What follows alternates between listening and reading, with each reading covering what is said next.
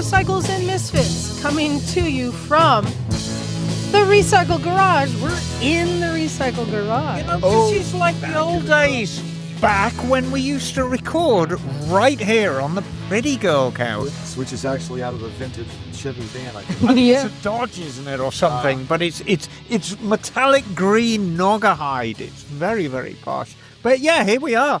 Why are we doing it here, Liza? Why? Well, thanks for saying my name, because that's what I was about to do. Hey, everyone, this is Liza. And joining me here in the garage, we got Naked Jim. Hey, hey, hey. And Miss Emma. Hey, hey, hey! And yeah, we're in the garage. You hear people going by, getting tools, pulling open drawers, just like the old days. It's kind of fun to be back in here. But we're back. Waiting for hang on. Who's holding the microphone? Who is that holding the microphone? Who is that? Is that Stumpy John? That's Stumpy John. Oh, there you go. Thank you to John. So we are back from the AimExpo. Yeah, what a great show it was. And I want to say the expo is back. I mean, we know it got a little lean in Vegas. We still had a lot of fun there. But it got lean. But boy, this was full. Yeah. Every vendor booth was full. Yep. There was lots of people there, lots of networking, lots of manufacturers.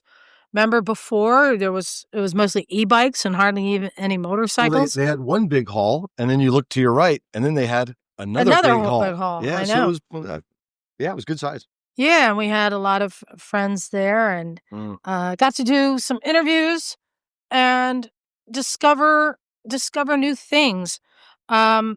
We got to talk to, that's a Ducati Scrambler pulling up. Scrambled eggs. Yeah. Followed by, oh, that's a cool little Kawasaki 900. Yeah, nice. With a caramel kind of brown tank. So it was fun walking around and looking for interviews. The thing we like to do is to look for the innovation and the things you tend not to notice.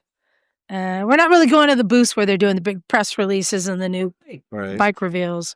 These are the kind of the underappreciated, like little nuggets that the overlooked and unappreciated, maybe. Yeah, or sometimes it was an opportunity to find out what made it work. Like Wendy and I got to go talk to Rekluse clutches, and I've always wondered, how does it work? Well, now you know. Now I know, and I got to see the elastic trickery. Aha. That makes it work. Yeah, and I learned stuff about engine oil and lubrication. Yes. As well as battery technology.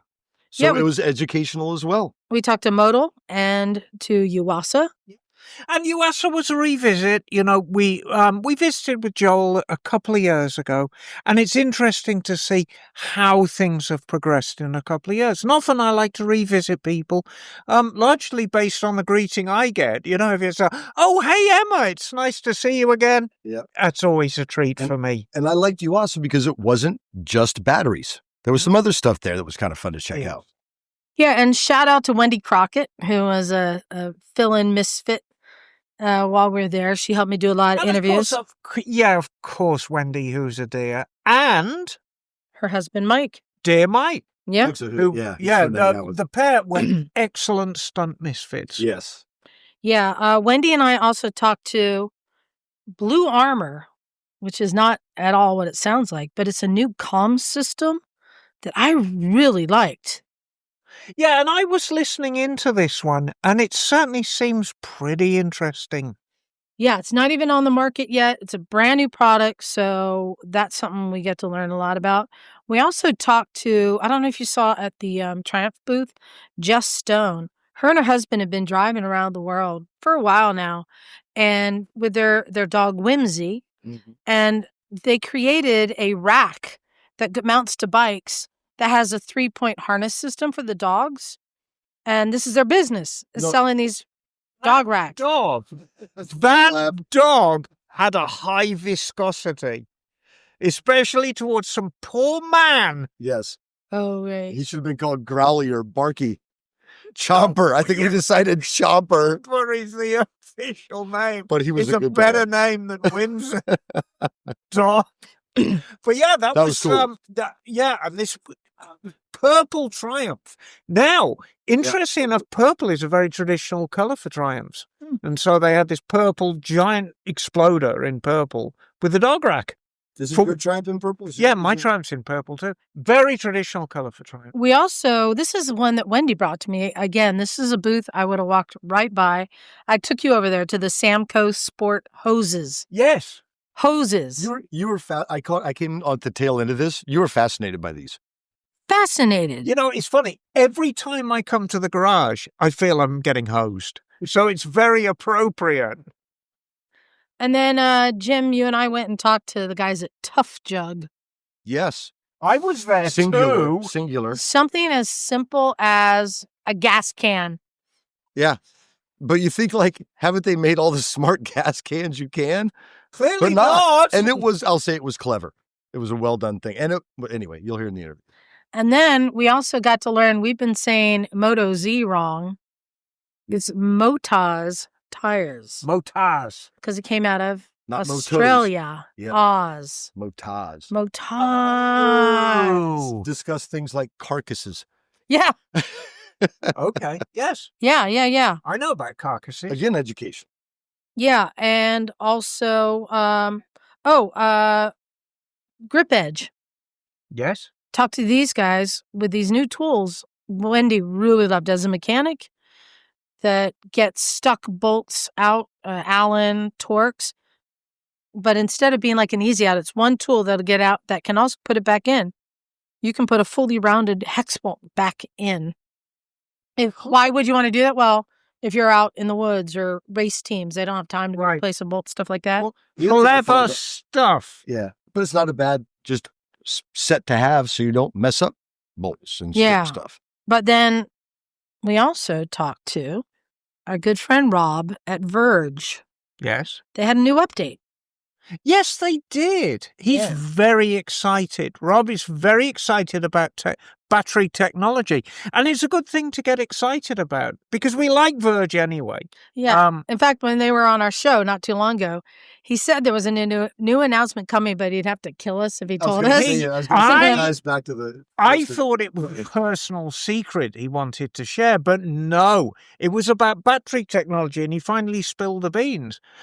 Very, very interesting.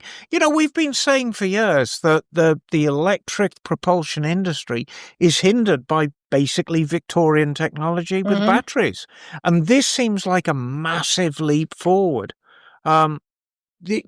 Great interview, and he's always lovely to talk to. Other things that we didn't necessarily interview, but I thought that the Moto Marini, the new 450.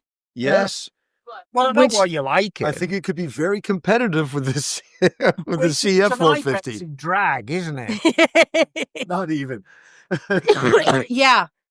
Turns out the CF Moto 450, the brand new one, is from CF Moto. The motor, the chassis, wheels, everything same, but with their Italian design and some different choices on some of the comforts. They upped their gadget game a little bit. I won't say what. I'm going to stick my neck out. I think it's better finished than your bike. Maybe. They both had some pros and cons to them. I think it came out equal. But really cool that there's another contender and it's the exact same price as the Ibex 450. Right. The fit and finish is fantastic. The only argument, it had flat paint, which to me on a dirt bike, it's going to be like stay dirty. I like the very glossy paintwork on yours, and it is easier to keep clean because you just wipe the dirt off with a moist rag. Flat paint is a little harder to take care of, but aside from that, it was great. I liked it, and of course the Marini 3.5 it's drop dead gorgeous. It's like a little supermodel. And then ran into past guests like Cody Webb. I saw him. I said, "It's like we watched you grow up." You've got like a degree and 2 kids. And he's like, yeah, and I'm still riding bikes. It's like, I haven't grown up at all. Talked to Melissa Paris. And then even our friend Colin Miller at Honda. Remember who took us on that tour? Yeah, Colin. And I missed Colin because I know you ran into him and I wanted to say hi to him. But there we are. And I did. Yeah, sorry, Jim. Go ahead. Sorry, and I did hear you were involved in an interview with John McInnes. No, I was hunting him. He was my prey. Stalking. Didn't I heard you walk through his interview? Past it. Yeah, John McGinnis, Isle of Man, famous racer, was there. And I was seeing people posting photos and tales of, he just went up there. And I was stalking him. Never found him. Saw you coming and dived into the men's restroom. If I was walking around with a pint of Guinness, that might have done it. I could have put out the old cardboard box and the stick and a pint. Yeah, just do that, right? Guinness and cigarettes. Come here, you. But, and of course, shout out Phil and his whole crew was there. Phil and Posse. That was always fun. That was fun, going to tiki bars at night with them. Yeah, I mean, it was a great few days. And to anyone who saw us there, thank you for coming up and saying hi. Yeah, and one more was Doug from Santa Clara Cycle Accessories. Yeah. I'm sorry I missed him. Doug, sorry I missed you. I'll bring you some moonshine next week. But he did like I saw a thing he posted of a track walk at Anaheim before the Supercross, and that looked pretty cool. So if we could have maybe parlay that in next time. You had a chance to go see the Supercross, didn't you? That would be Neil tripping on tools. Yeah. And shout out to my WRWR girls. We were there passing the baton for the Women Riders World Relay, and I had Courtney and Moira and Joe just en masse helping me, passing it to everyone. Yeah. So good time. And instead of going gambling at night, I went to Disneyland. Well, that's a gamble. Well, Emma and I went to Denny's 2 days in a row, which is also quite the gamble. Only because Roscoe's Roscoe's Chicken and Waffles was closed. Absolutely, I know. Yeah. There's an old saying that minutes spent in Denny's can mean days on the crapper afterwards. But it was lovely. Hats off to Denny's. No, hats off to Denny's, amazing. and the people down in Anaheim, they're onto a good thing because it's lovely. I'm going to stick my neck out. I love LA. I love the climate. I love the people. I love the whole Southern California vibe down there. And Anaheim is just a neat little town, founded by German immigrants, don't you know? As you told me, Heim. Well, give a listen, enjoy all these interviews, and learn something new. Hey, Liza here, and I am with Mike Campbell. Say hi, Mike. Hello. Hey, and you are with Rekluse Clutch. Now, little backstory. I've been trying to get an interview with you guys because you make a pretty special clutch that I didn't entirely understand, and I wanted to understand how it worked. And now that we're here at AimExpo and I can see the parts, it makes all the sense. All the sense. I'm also here with Wendy. Hi, everybody. So, Mike, for those who don't know, give us the explanation. What is a Rekluse clutch? So Rekluse clutch, what we're really known for and our bread and butter is what we call the auto clutch. It essentially gives you an optional clutch lever. It's there. You can use it anytime you want to, but it will eliminate stalling altogether. So whether you're riding on the road or the dirt, it's different benefits in different areas. But essentially, it gives you an optional clutch lever. I've heard about it through a lot of the KTM market, the adventure riding, and having had a DCT Africa Twin, I understand the advantage not having to fiddle with the clutch and being able to get through some stuff without worrying about it stalling. So can you explain a little bit how this works? And just so people know, this is something that goes into your existing clutch kit. I mean, it's not a new motor or anything. This is a simple thing that is modified to fit into your engine. So can you explain how this works? Yes. So basically, we have a couple different packages. We have clutch packs that will drop into your OEM components. Mm-hmm. Very easy install. Most people can do it in their garage because there's no modifying, no grinding, no nothing. You can drop it in as long as you're willing to read instructions and take the time to read them. You can do it your own install. And then we have full packages where you replace your basket, inner hub, pressure plate. So depending on the level of your riding, how serious you are about it, we have everything from the average Joe to the pro racer. And something I was surprised about is how many different types of bikes, because we're here looking at a kit that you might see in a dirt bike or something, but over here, tell us what you have. So the V-twin market, so really the Harley segment, we cover everything 1998 to current. And in the Harley market, a lot of people are like, well, why would I want an auto clutch in a Harley? Yeah. And so where the auto clutch really makes a big benefit just right off the bat, people in really densely populated areas, they're going 10 miles, takes them 3 hours, 2 hours to get to where they're going. They're constantly trying to find neutral because they're only moving 10 feet at a time. Right. So for those guys, the auto clutch makes a lot of sense because they can just leave it in gear. They can creep along with traffic and not have to worry about their clutch lever at all. And then we also have our very high performance traditional manual clutches for the really big horsepower bikes. If you got a supercharger on it, a turbocharger, or if you're even trying to get down the drag strip as fast as possible, we have systems for that as well. Oh, that's just cheating. Because when Jim got his Africa Twin and we went and raced, I had the DCT and he had the manual. He couldn't keep up. Couldn't keep up. So can you explain the elastic trickery of how this works? We're looking here, what makes it special. The clutch basket looks familiar to me, slightly different. The clutch plates look familiar, slightly different. But this looks different. Yes. So this is what we call the EXP disc, short for expansion. So it's an expansion disc, basically. So traditionally, you have to pull in your clutch lever to lift the pressure plate off the clutch pack. Yeah. What we do is we lift that pressure plate off the clutch pack about 30 thousandths. It's a tiny little gap. Allows you to click the bike into gear. It acts like it's still in neutral. And as you roll that throttle on, this disc spins up with centrifugal force. It forces these weighted wedges out, expands the disc, and hits the pressure plate and drives you forward. Then you can also change the springs inside the EXP disc to determine what RPM you want it to engage. So if you want it to engage very aggressively, you can have that. Or if you want to actually tone a bike down, like say you got a 450 and it's just trying to rip your arms off at every corner, you can actually make it more linear and smoother. So you can tune it with these screws here. Yeah, absolutely. There's springs underneath these. Yep. Wow. All right. And is this going to work on all types of bikes? You have hydraulic clutches, you have cable clutches. Yeah. So all the major brands, Honda, KTM, Husqvarna, Kawasaki, all the good stuff. All the main brands, even some of the off brands, TMs, MV Agusta. Yeah. Some of those off brands as well. We also cover those as well. So it works on all of those, but it doesn't require you changing out the master cylinder or anything. And your clutch still works. So if you want to use a clutch, if you want to feather the clutch around the corner, it still operates like normal. That's correct. If I was to have you jump on my dirt bike right now and just ride it like normal, not even tell you an auto clutch was in there, you'd have a really hard time knowing it was in there until you stop and let the clutch lever out to kill it and it doesn't die.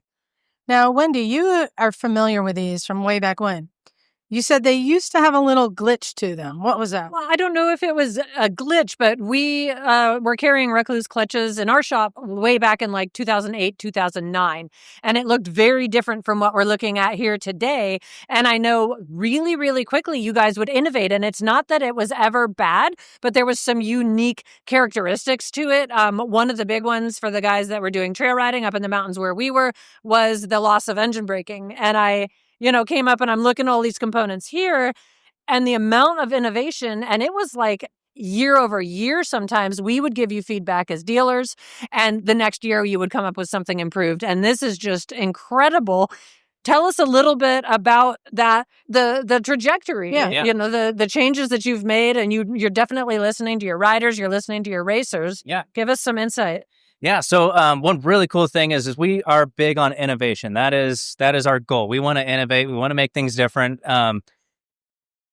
Speaking to the engine braking, typically it was due to setup, but early on with our Z-Start and Z-Start Pro clutches, those did freewheel quite often in the wrong scenarios where you wouldn't expect your bike to freewheel. You're going downhill and all of a sudden you're puckered up because you're like, holy crap, I have no engine braking. Well, now with our new stuff, the EXP discs, you have engine braking all the way down to an idle speed. It will only disengage at an idle. So you will have that engine braking. It will retain that. Now, on these clutch discs, they look a little bit different. What is this pattern? Why is this different? Yeah, so the big thing is your OEM friction plates are aluminum cores. Mm-hmm. And so they expand and contract a lot because aluminum expands a lot with heat and contracts when it cools down. With our steel core, it doesn't expand and contract nearly as much. So have you ever heard people saying, I had to keep rolling my clutch lever out on this race. I have to keep getting rid of that free play that would come into my clutch lever. Well, we virtually eliminate that having a steel core. So that's number one. Number two, as you'll notice, it's much thinner than an OEM plate. So we're able to get more of them in there. And so what that gives you is more torque capacity. So put simply, you drop this in your bike and you grab a handful of throttle, it's going to feel like you did a motor performance upgrade because you're transferring more torque to the rear wheel. It's not that your motor's producing more, it's just that you're actually transferring more of it to the rear wheel. The best way I like to describe it is if you dyno motor at the crank, you get one number. If you dyno at the rear wheel, it's a different number. There's always a loss because your clutch is inherently designed to slip. Well, with our clutch, you're going to slip less and you're going to feel that when you put it in there. So the big question is, why does somebody want this? And I think there are a lot of people who've never even heard of a Rekluse clutch. Why do they want it? Yeah. Big thing is not having to worry about stalling the bike. A lot of people don't realize that not having to think about that, the mental capacity that opens up, it's one of those things you don't really realize it until you ride it. Once you ride it and you're out there and you're in the situation, the switch flips and you're like, oh, I get it now. So especially in off-road riding, where you're going out for 80, 100 plus miles, you get tired. You get really tired when you're fresh. And you don't get to. Here's the other thing I like to put it is most people don't get to ride every day like the pros do. Right. All of us want to ride like a pro, but we can't, right? So a lot of us only get to ride once, twice, 3 times a month if you're lucky, right? So how much time do you really have to spend and perfect your clutch skills? This closes that gap. It allows you to ride at a higher level without really putting in the works, frankly. It's like having training wheels on your clutch. Pretty much. Pretty much on your clutch, exactly. But it really opens it up, gives people a lot more confidence. If you have a brand new rider that is really scared of the clutch, especially in the Harley market, new rider, smaller people like myself that are getting on these giant motorcycles and it's kind of hard to control them. If you don't have to worry about stalling the motorcycle or tipping that thing over on the street, there's tons of different benefits for it. I wish I had it at our last dirt bike class.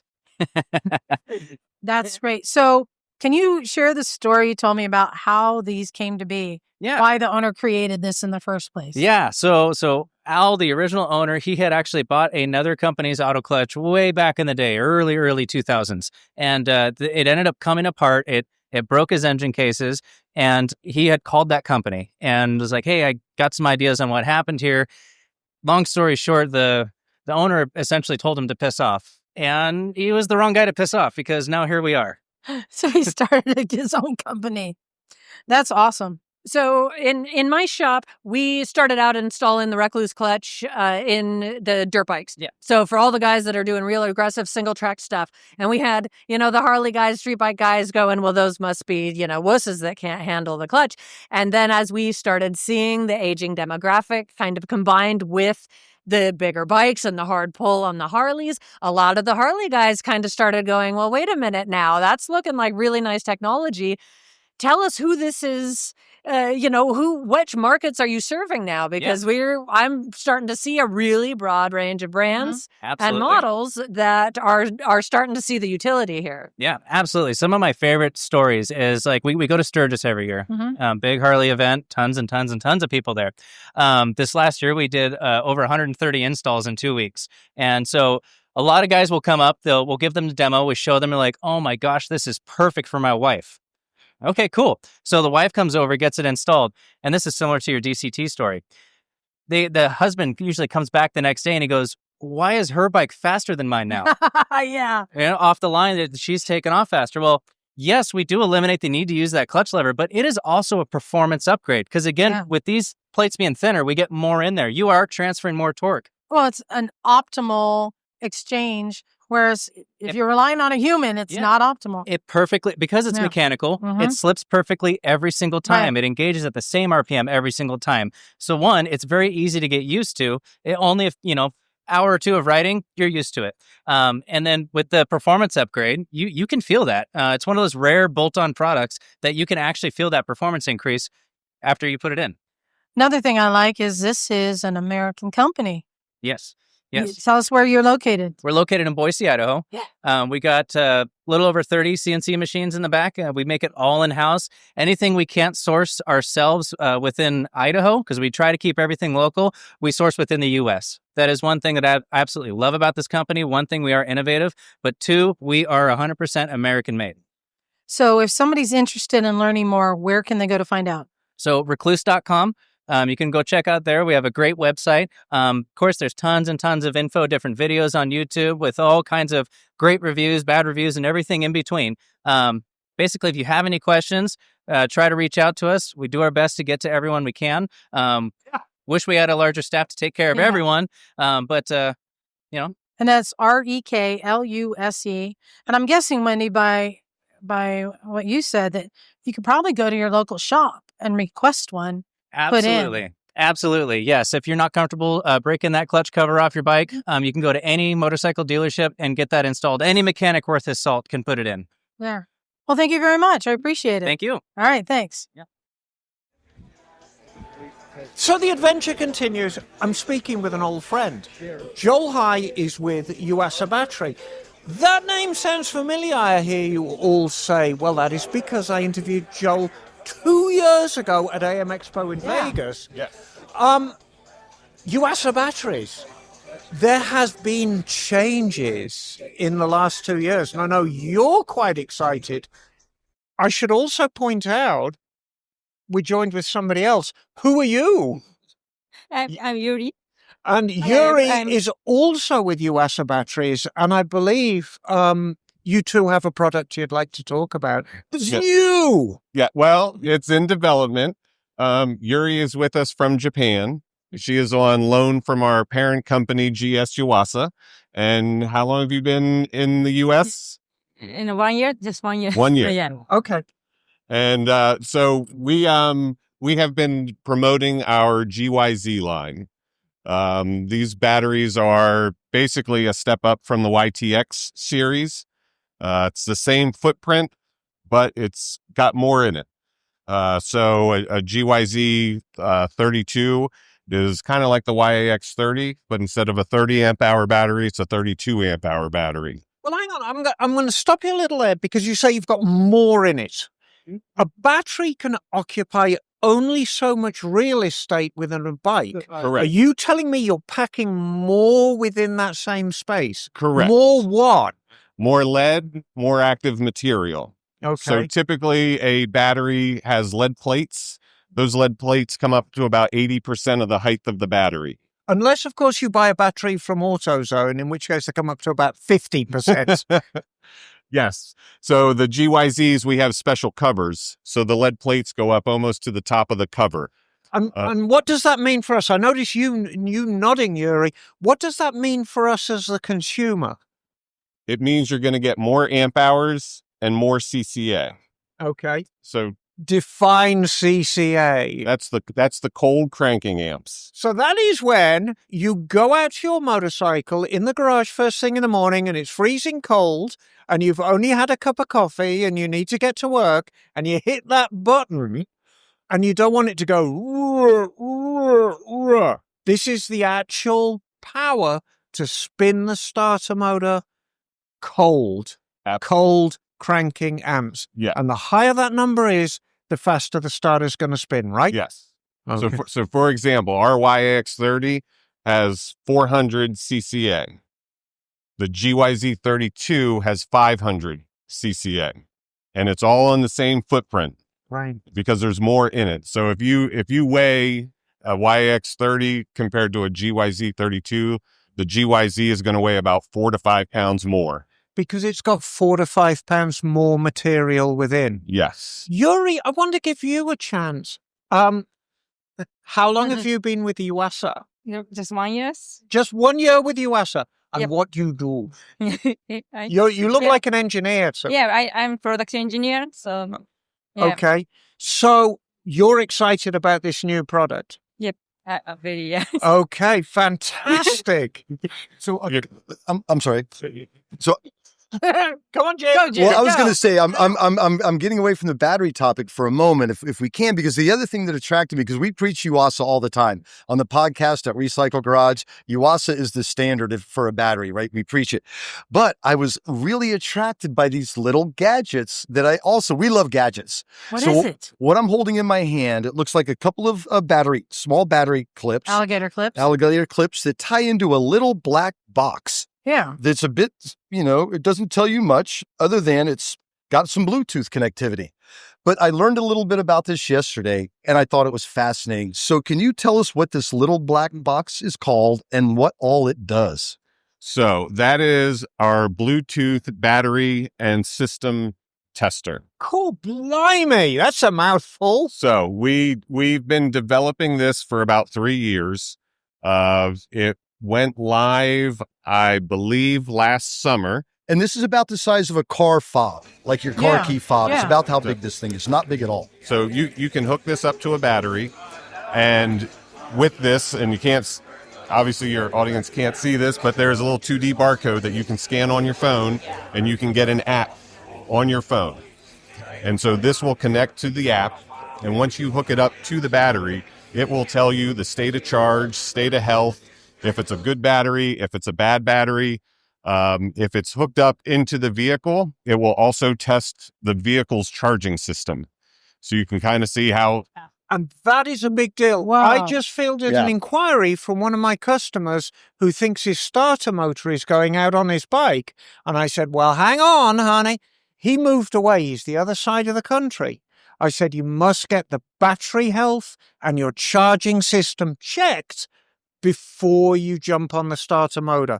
And this does it for you. This little box does it for you. And what came to mind for me, a lot of times at Recycle Garage, when someone's battery is bad, we just put the voltmeter on it, right? Put the multimeter on it, but that doesn't tell you Well, it tells the us load. voltage, not amperage. Right. So this provides you like a load test almost. Now the other thing with that is if somebody jumped that vehicle, if you kind of kicked your vehicle on and then drove down to the dealer for a couple miles, there's going to be a surface charge on that battery that if you just put the voltmeter on there, it might say, oh yeah, this is charged. This will tell you, hey, there's a potential surface charge on it. It'll ask you to turn the key on your vehicle for 15 seconds. It'll count down. And if there's a surface charge on there, it'll blow that out and get you a true test on what the. How much? I want one. How much? These are MSRP retailing for about $150. So about the cost of a good battery. But it's multiple use. Yeah, it's a almost complete diagnostic tool for not only your battery, but your electrical, your charging system. If I could remind you that the shop rate is $150. Starting in California. To roll it in the door. So it's a good deal. We got to conclude the interview or I'm going to get yelled at by the boss. Joel, Yuri, why should our listeners buy a Yuasa battery?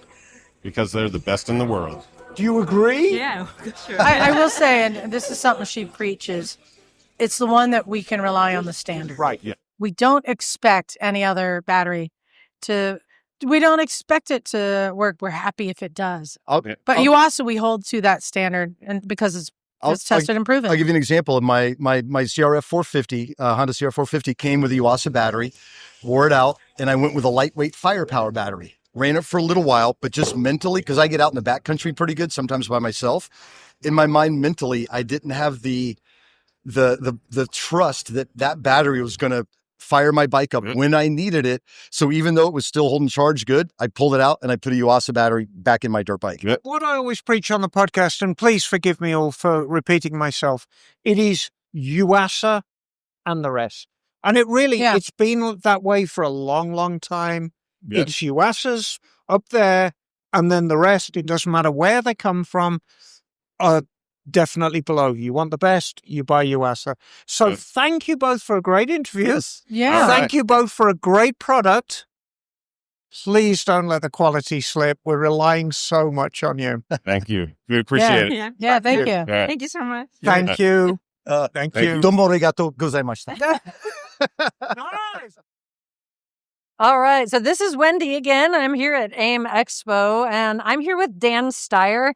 He is with Grip Edge Tools. And after walking all through this hall, he's seen a ton of products. This is the one that stopped me dead in my tracks. So tell us a little bit about what you've got going on here. So what we've got going on with Grip Edge Tools, we've got two sides to our business. We do a bit socket side with an innovative new Allen and Torx Plus triple square bit sockets that we call rounding prevention technology. The whole idea behind our design is you use it as your primary tool on every bolt, regardless of the condition, and it will stop you from damaging good bolts but it also has some pretty incredible extraction capabilities as well. So you come across a bolt that's been damaged and treated impolitely by somebody else, there's a very good chance we can get that out too. Nice. So I'm looking at, you've got some really cool like 3D printed blow-ups of the tools. And I'm looking at like your Torx, and the standard Torx looks pretty similar to your Torx, but the hex looks significantly different. Tell me a little bit about these design differences. Why? Yep. What am I looking at here? That's a great observation on your part. The Allen is completely different than the old school. And, you know, basically in the nutshell, Wendy, when you put an old Allen tool in a fastener and you apply pressure, that tool pushes out under load. All the pressure gets forced to the corners. Basically, it stretches the fastener and the corners remove material. In the nutshell, that's why they strip. Our Allen, the way that it's designed is it grabs the fastener in a couple of different spots uniquely, and it has a left-handed rotational sweep to the design that pulls the pressure inward to the middle. So as I'm loosening in the loosening position, that sweep pulls the pressure inward and it gets tighter and tighter and tighter inside that fastener until it cracks it loose. It doesn't spread it and strip it like the traditional. Yeah. Now, when we look over at the Torx bit, yes, it does look very similar, but if you have a look at the 3D printed model, you can see how the Torx bit lobe of a regular one is very round. Our Torx bit has little tips that we machine into it. Now, the way that this works is a Torx bit doesn't strip like a hex, it doesn't spread. They cam out under load. Basically, they slip out of the fastener and chew it up. And the reason they do that is because the Torx bit fits so sloppy inside of the fastener. They're very sloppy. There's a lot of play. It allows for damage. These little tips that are on the corners of our lobe anchor it down into the bottom under load as you load down on it, as you torque down on it. And it anchors it down into the bottom and prevents it, and just dead stops it from slipping out. Right, because the stripping is happening up at the top of Correct. the access. Correct. Interesting. As it guides itself out of the fastener, it chews it up on the way out. Because we all know if you want to try and save it, you got to hammer it to the bottom. Exactly. That's true. That's right. Well, these little tips on our lobes ensure that when you put pressure on it, it anchors it down and it actually locks it down into the bottom, and it will not slip out. But because of the way a Torx bit strips, there's always a little bit of meat down in the bottom of that fastener that these tips access and turn that other ones will not. So tell us a little about the durability of those. So then we look at these and we see the small tips on those as opposed to the big fat rounded tips. Right. How durable are these for everyday use in the shop? Very, very much durable. As a matter of fact, much more durable than a regular one, because the way our tool fits into the fastener, there's almost no movement whatsoever. So there's no slop, there's no play. That slop and play is what allows for damage, not only to the bolt, but also to the tool as well. Right. So that what begins that wear and tear just never happens with the design style that you have. That is correct. And you did a demo for us that was really impressive, showing us some drilled out pieces of hardware. Man, and you put the beef on that. You weren't joking when you tightened that thing down. I had to put some work on that. Yep. Completely stripped out inside of a hex head bolt. Yep. And that your tool pulled it right off, which is like really mind-blowing as a mechanic. But like taking it to the next level, tell us about these extractors. Well, the extractors is the other side of the business, and we do an internal extractor for rounded nuts, rounded bolts, and stud removal, and then we do an internal extractor for broken bolts. Snap the head off a bolt, you got to drill a hole, you handle it with our internal extractor.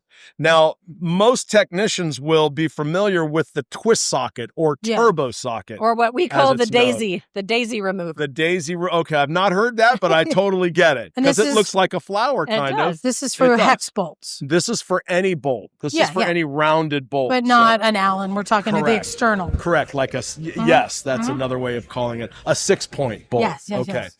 So the twist socket or turbo socket or daisy socket is the design drawbacks to that socket are, number one, it's tapered in nature. So the best bite of that socket is at the bottom of the socket. You have to drive in your fastener, the deeper the better, into the taper.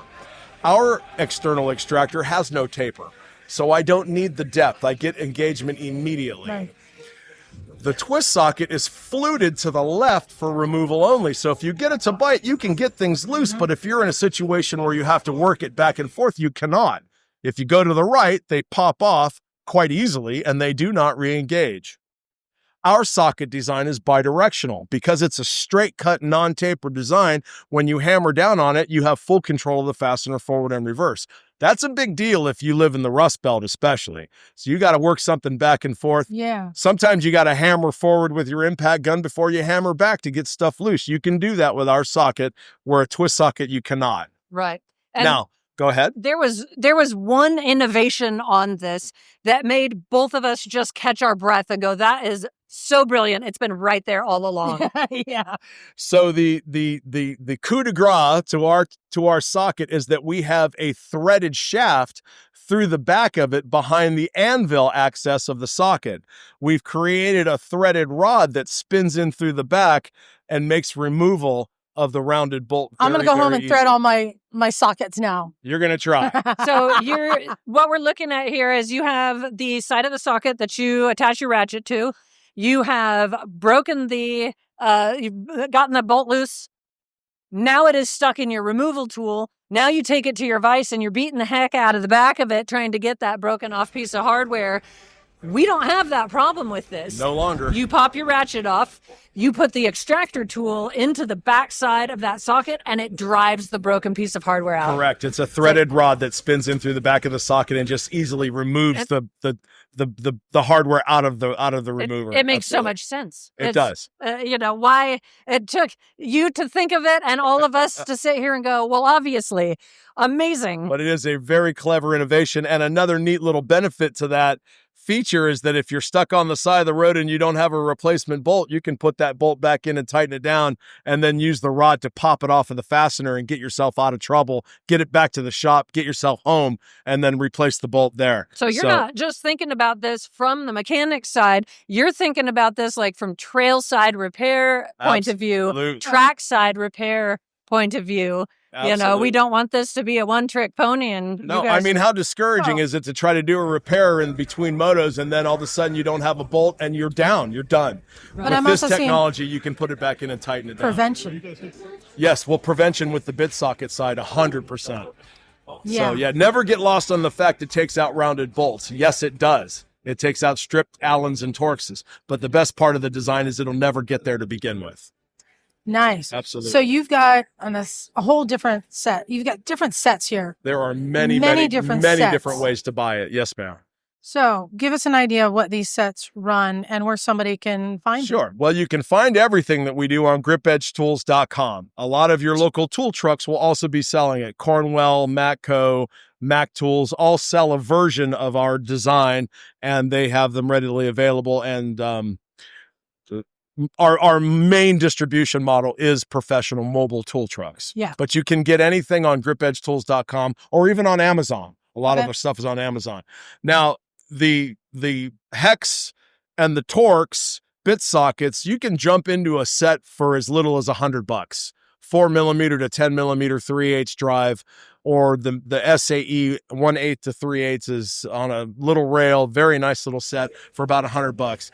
Or you can go all the way up to the master set that's got 1.5mm to 19mm and 1/16 to 3/4 in the master hex for about $500. So there's a lot of different ways to buy it, and we also have it in different lengths. You can buy them in long versions, in the regular shorts. We've got even the half-cut super short ones that we've just come out with in both 3/8 drive and quarter drive. The thing I find interesting is we've gone, the history of bolts from hex head. Well, really, you went from like Phillips and slotted to the hex head, which is better, to the Allen, which was better, to the Torx, which is better. Right. But they still all fail. Indeed.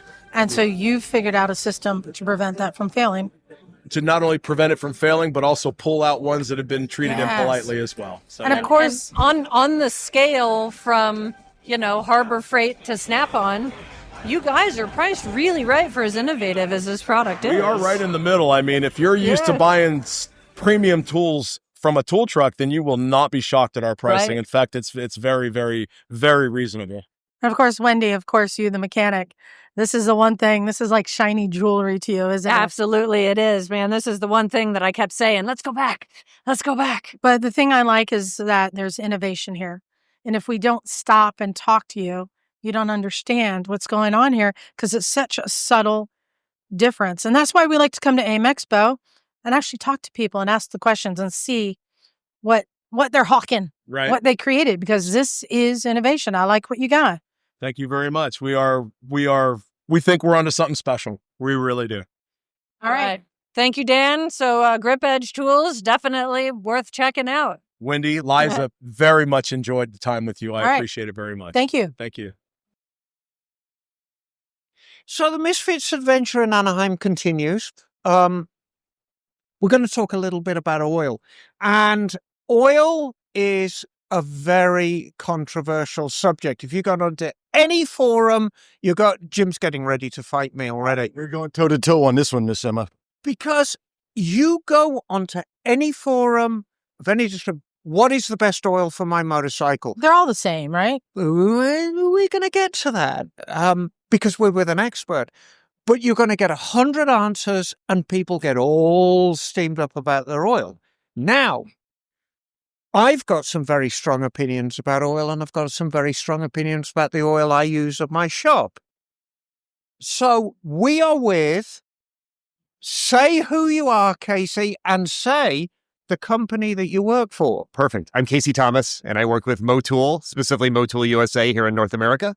And we're the oil guys and gals. You are indeed the oil guys. Now, I would like to point out, we had a lovely conversation yesterday, and I only use 2 types of oil at the shop.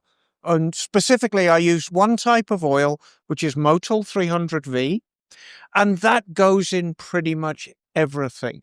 There's baby oil. And then She likes to get slathered up. the one, yes, I like to bathe in it. That's what keeps me so young. The one argument you could use against it is rather expensive. So for the people who have a little less money, I offer a different brand of oil. It's very good oil. But I would like to talk to you about Motul in general, because it has a very, very interesting American and European history that kind of meshes together. Yes. And more specifically, the higher end of Motul oils, what they do, why they do it, and what makes them so good. And So I want to say my awareness of Motul is what's on these panels behind you. Right. I see it in racing all the time, all kinds of racing. And they say winning races sells, right? Right. Absolutely. And I'm just going to preface the conversation because I had a real interest in this because me and Emma have had this discussion over the last year, right? We know changing your oil in your motorcycle does a lot of good things, increases the life of the motorcycle, all that kind of stuff. So Emma convinced me to go to the Motul 300V on my Suzuki Gixxer, right? It's a 2022 new bike. I'll probably keep it for the life of the bike. And I went to the dealer because I don't do the oil change on that bike because I'll break the fairings just getting them off. And when he quoted me the price of the Motul oil, my jaw dropped to the floor. And I'm like, oh my goodness. So I went back to what I normally go to, which is the manufacturer OEM suggested oil. X-Star. Yes. Now, which I've always been told, the OEM, go with the OEM, whether it's the battery or the whatever it might be. The OEM product is going to be great, especially coming from Japan. So I challenged Emma, and now I'm challenging Casey to say, why am I paying a premium way above even the OEM top line oil in my sport bike or whatever it might be? Like, what am I getting out of that extra money? Well, Jim, we're going to get there, but what I want to talk a little bit is about Motul themselves. Yeah. Who are they? They're tied up with somebody in America as well. So can we just talk a little bit about who Motul are? Absolutely. And Liza, you bring up a good point as well. So we're a 170-year-old family-owned oil business, which is not a thing, by the way. Yeah. Right? To be that old and to still be family-owned, right? So we're not controlled. Motor oil, 170-year. What? Yes, absolutely. So we started life a long time ago, actually, here in the United States. Now, people know us as a French company. Our headquarters is located right outside of Paris, France. But we started life under the heading of Swan and Finch in New York City back in the day. And we were absorbed in the Standard Oil deal. And there was franchisees that used the product. And basically one of the families, or the family that had the franchise for Swan and Finch in France, bought the brand and changed the name to Motul. And that's the modern version of what's going on here, right? But I had no idea the history. Yep. So that same family owns the business today, which makes us kind of unique and agile, and especially when we compete against the major oil corporations. Yeah. So we play the game a little bit differently. We can move and groove in kind of a different fashion, right? I also don't have their budgets, so we also have to work smart with what we have and play smart with what we have. But to that point, we have developed a reputation over the years organically, and we didn't buy it overnight. We didn't come out of nowhere, right? We have earned the trust in the race community, right? That higher upper, echelon pedigree of consumer and racer that has come to trust our product for a reason. And that is why we have developed this organic relationship over the years as being the experts, especially when it comes to the synthetic oil conversation in what goes into that bottle, right? What Jim was talking about, from an OEM perspective, let's just be honest. The OEMs, they make motorcycles. They don't make oil. So right? So what's going right? So what's going in that X-Star bottle, or that Yamalu bottle, or that Honda Pro Chemical bottle, or Shell Advanced Verticati, or whatever your flavor is, right? Those are products where they're going out and they're sourcing that oil from a blender, depending on what country they're in. So you're not getting Japanese oil. You're getting oil in an X-Star bottle that's blended domestically in the U.S. or somewhere in the Americas, right? Okay. Maybe it's coming out of South America. Okay. Right? But you're getting a product that meets their minimum standards. Okay. Right? Whatever they feel is proper and appropriate. But it also has to fall in line with a price point and a customer base that they're trying to service. Right. So, we look at ourselves as, we don't believe that everybody wants just the bare minimum or what's just required to check the box of clean oil. Right. And look, at the end of the day, that's what I would say to anybody listening, right? Is we want you to have clean oil in your motorcycle, right? First and foremost, right? No matter what it is. But past that, then we start to have a conversation of what goes into that bottle from an ingredient perspective. Right? What is the quality of the base oils that's being used? What are the quality of the additive packs and the other things that are going into that mix? We talked a little bit about this yesterday, and it really opened my eyes. I was aware of it, but not to the extent I think we're going to find out. Is besides oil, what is in this magical fluid? Right. So besides the base oil, and there again, part of our price point or our customer base is a certain quality of base oil that's being used to start with. And then we're adding other additives like you spoke of that are made up of detergents, right? Things that add to shear stability, shear strength. What makes the oil last? What makes the viscosity hold? Right? What is the groupings of the oil being made? The analogy I use a lot, right, is that of a cheeseburger, right? We're tuned in now. Okay. Yeah.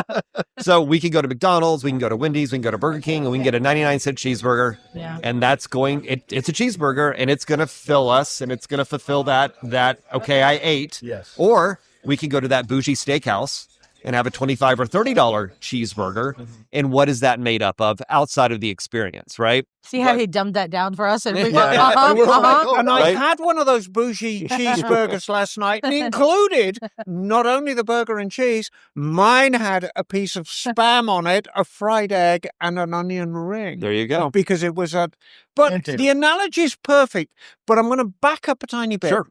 Because we throw around terms like shear strength. Right. And what is shear strength? It's a test that's performed with two pieces of metal, correct? Correct. Well, we're talking about what is going on inside of that motor. So I think a lot of people forget that, or maybe they don't understand that the engine oil, especially in Jim's Suzuki, for example, right, where it's one unit, right? So the engine oil is also performing the duty of the gear oil, right? The wet clutch or primary oil, right? On top of being the engine oil. And from an engine oil perspective, it's cleaning, it's cooling, and it's lubricating. So this product's performing, and we're demanding it to do a lot of different things and run through a lot of different gears and a lot of different conversations. And the sheer strength is, how does that product hold up? How does that oil hold up when it's being cut and sliced and divided up inside the motor, performing different applications? And like I said, it's not just, eliminating friction between pieces of metal. There's junk floating around in there. Like, what else is in your engine oil that we don't think about? Yeah, well, absolutely, right? So I think one of the obvious things people think about is anything being pulled in from the air filter or from the air inlet, right? So outside dust, dirt, what are the riding conditions that you're riding in? Are you riding in the desert? Are you riding in the city? Are you riding where it's wet? Are you riding where it's dry? Right. The other obvious thing is clutch material, right? Right. So, do you ride your clutch? What is your riding style? What is your riding? How good of a rider are you? Right? Are you dumping more clutch material into that oil? And can we talk a little bit about how destructive clutch material is to an engine? A clutch's job is friction. That's its job. We talk about the friction zone when you're riding a bike. You let out the clutch and there's fiber gripping metal, and it basically grips hard. When you burn out a clutch in a bike, if you're a beginner and you burn out your clutch and you smell that burnt smell in your oil, that clutch friction material, if you look at it microscopically, it's like sandpaper. Exactly. It's a death sentence for your engine. So we need to make sure that, yes, the oil filter's doing its job. Yes, the screens in the oil pan are doing their job, but the oil itself is doing its job and basically binding to that material so it can't damage the metal. So I kind of want to bring it full circle. So there's not just oil in the oil then. Correct. So what else is in the oil that mitigates the impact of clutch material or dust? Blend, Casey, what's in your oil? What's in the good stuff? Well, and that's what this comes down to, right? Is there is a system that we use in the oil business for grading or grouping the quality of the oil. So we have group 1 through group 5, right? And group 1 being the lowest or entry level point, and group 5 being what we call esters, right? Or the highest level of Now, that's the name of the woman on the production line, right? It's Esther who actually puts it in the bottle. Absolutely. It's bottled by That Esther. is- that is- V300. That's right. You got right. Janine doing the 7100. Exactly. So we when we talk about the 300V product, for example, right, it is a product that's made up primarily of group 3, group 4, and that group 5 ester, right? So esters are it can be described in multiple ways, right? But alcohols, fatty acids, gifts of God's green earth that are not petroleum based necessarily, that we add into the oil to give it this robust, strong, performance minded additive to what's going on, right? Back in the day, we used coconut oil, right? Avocado oils, right? Like I said, there's all types of ways and things to pull from an ester conversation. So your finer aftermarket oils are playing ball typically in group 3, group 4, group 5. Your big box off the shelf oil that anyone can grab for a couple of bucks a quart or a liter is typically a group 1, a group 2, maybe a group 3, right? So there is a difference. There is a difference of you get what you pay for. So going back to the very beginning of this, right?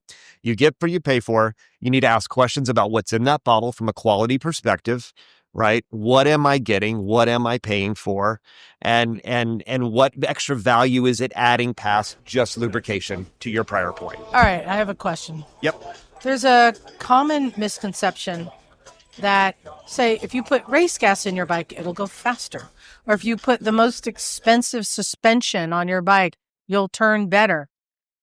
But these things don't actually happen in street riding applications. You're never going to reach where you're actually going to push things to that limit where it's really going to work. So my question is, putting a high-end oil in, is that going to be different to a bike that's just doing regular street riding? There is certainly a liquid horsepower aspect to what something like 300V provides. Okay. Absolutely. Right. So because of what we're using, because the quality of what we're using, past the fact it's going to cool better.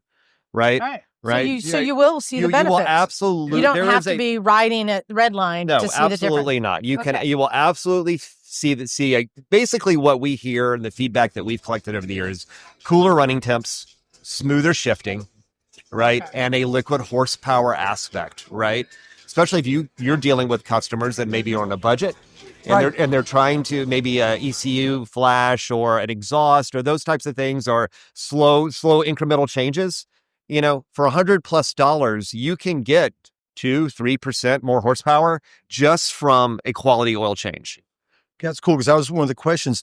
The other thing, I'm just curious, right? Because it's an expensive product, which we understand. You get what you pay for, but could you save money on the other end of it by obviously longer engine life? But can you, maybe this is a bad question, extend your oil change period? Oh, absolutely. Compared with a normal petroleum-based oil. And this is the pitch I use at the shop, and I didn't want to jump over you, but it's really reiterating the pitch I make. Because people say, oh, yes, this is very expensive. But I will say, look, I can guarantee you 6,000-mile performance with this oil.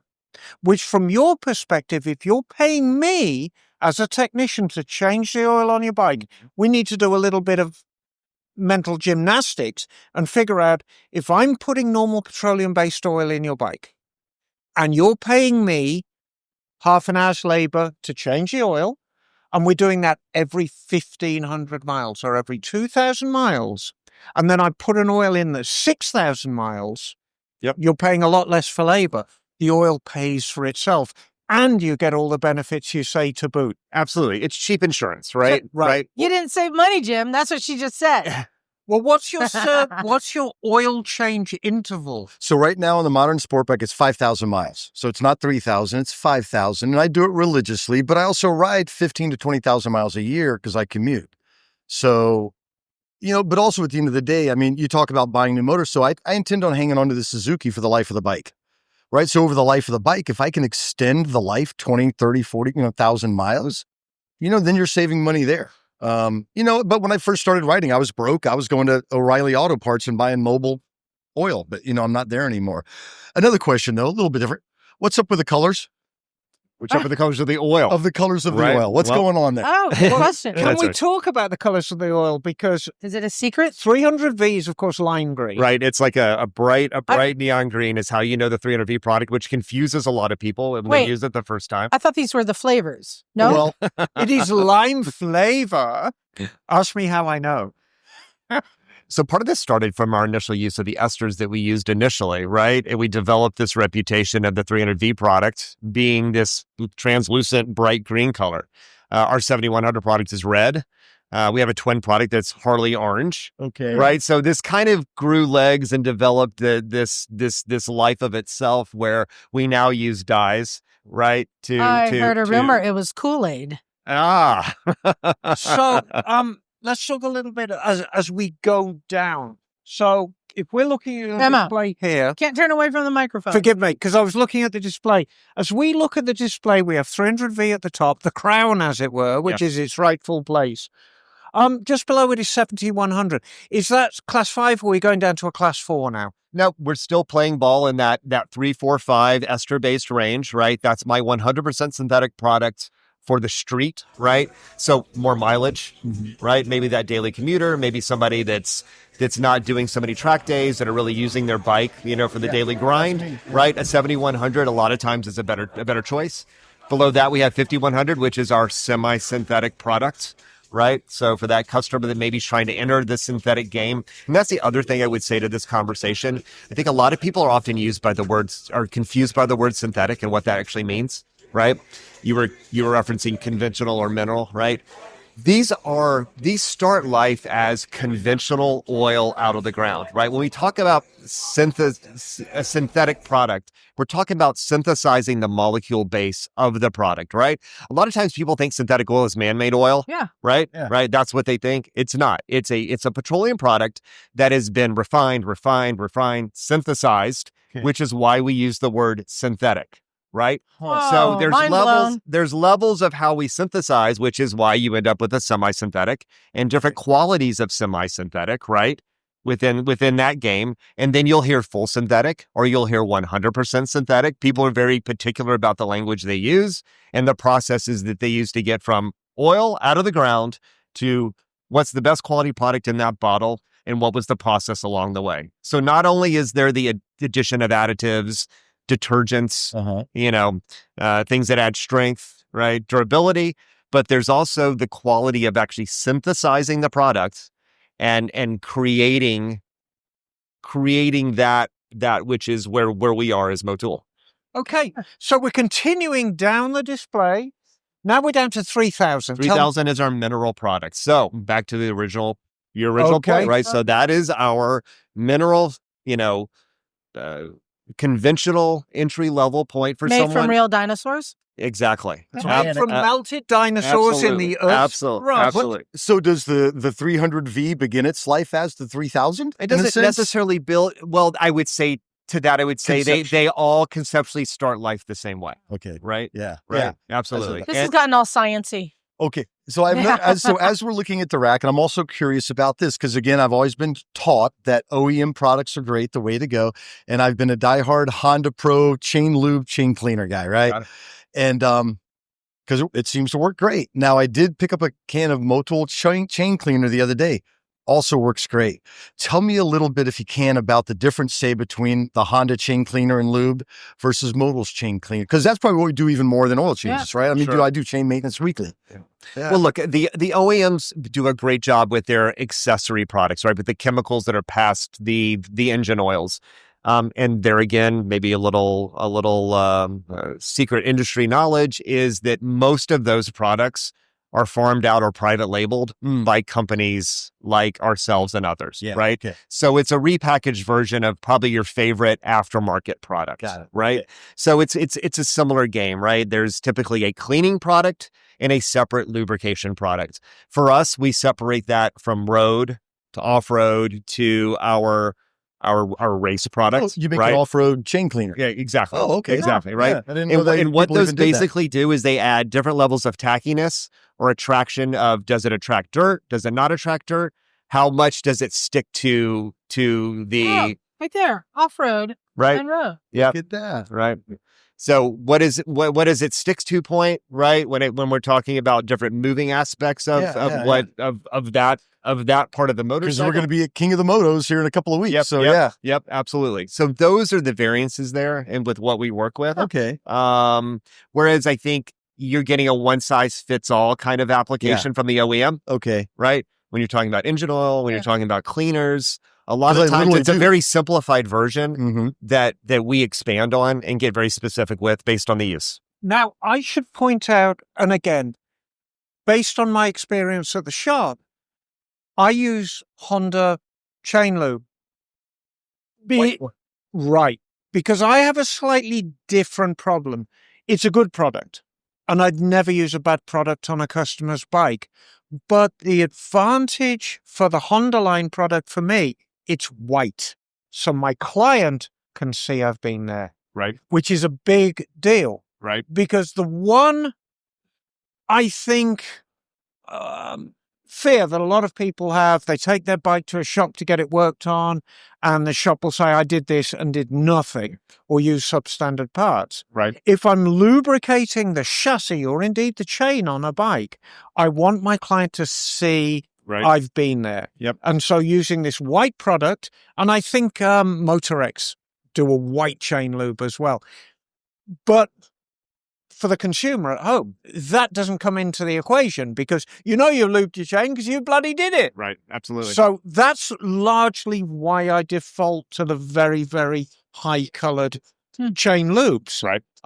But making the difference between road and off-road, the chain kit, this again, mind blown because they're very different environments. Absolutely. Yeah, I'm reading about it right now. Yep. Nice. Awesome. Amazing. So, oh God, I could talk all day about this. But unfortunately, we're running out of time. We are running out of time. You're a very, very interesting fellow. Thank you. And clearly very passionate about what you do, which I like. I know this is a loaded question, but do your best. Why would anybody listening to this show right now, when they go to the dealership for their next oil change, or indeed they're shopping for oil, why should they grab that Motul bottle?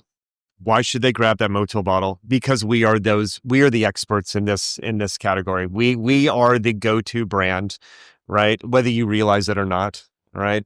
The quality, the pedigree, what we put into that bottle, the care that we take from an engineering perspective, it is our passion. It is what we do. A lot of other oil companies make oil filters and do other things. I make oil, right? And we feel like we are very confident in what we do there and what we know there and the reputation that we've earned there. Right. And I will say, as the skeptic in the crowd, I have been thoroughly convinced that I think I am shifting to Motul for my lubrication and cleaning needs. Beautiful. A final question, and it's something that, it's really just come to me now. Are you as well known in the car world as the motorcycle world? We are very well known in the car world in certain aspects. So probably in the more the racing, the competition, the Japanese OEM crowd. Exactly. Like globally, we are known in places like Le Mans, certain types of racing that we have done a good job branding, marketing, and showing ourselves in. Right. Yeah, absolutely. But we like to pride ourselves on the motorcycle side of the conversation as being a power sports company, being a motorcycle company, and that's how we developed our reputation.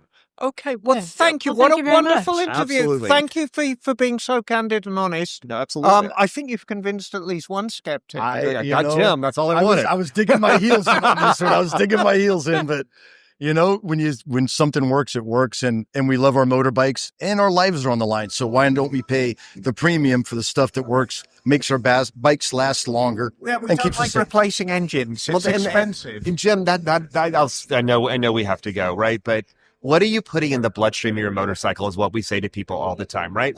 People spend thousands of dollars modifying and changing and adding to their baby. Yeah, you'll put a muffler on for $1,500 and not blink. So why is an investment in a quality oil that goes into the bloodstream no different than what you would put in your body? Why is that not a conversation, and why is that not a recognized upgrade? Well, if you knew what Liza put into her body.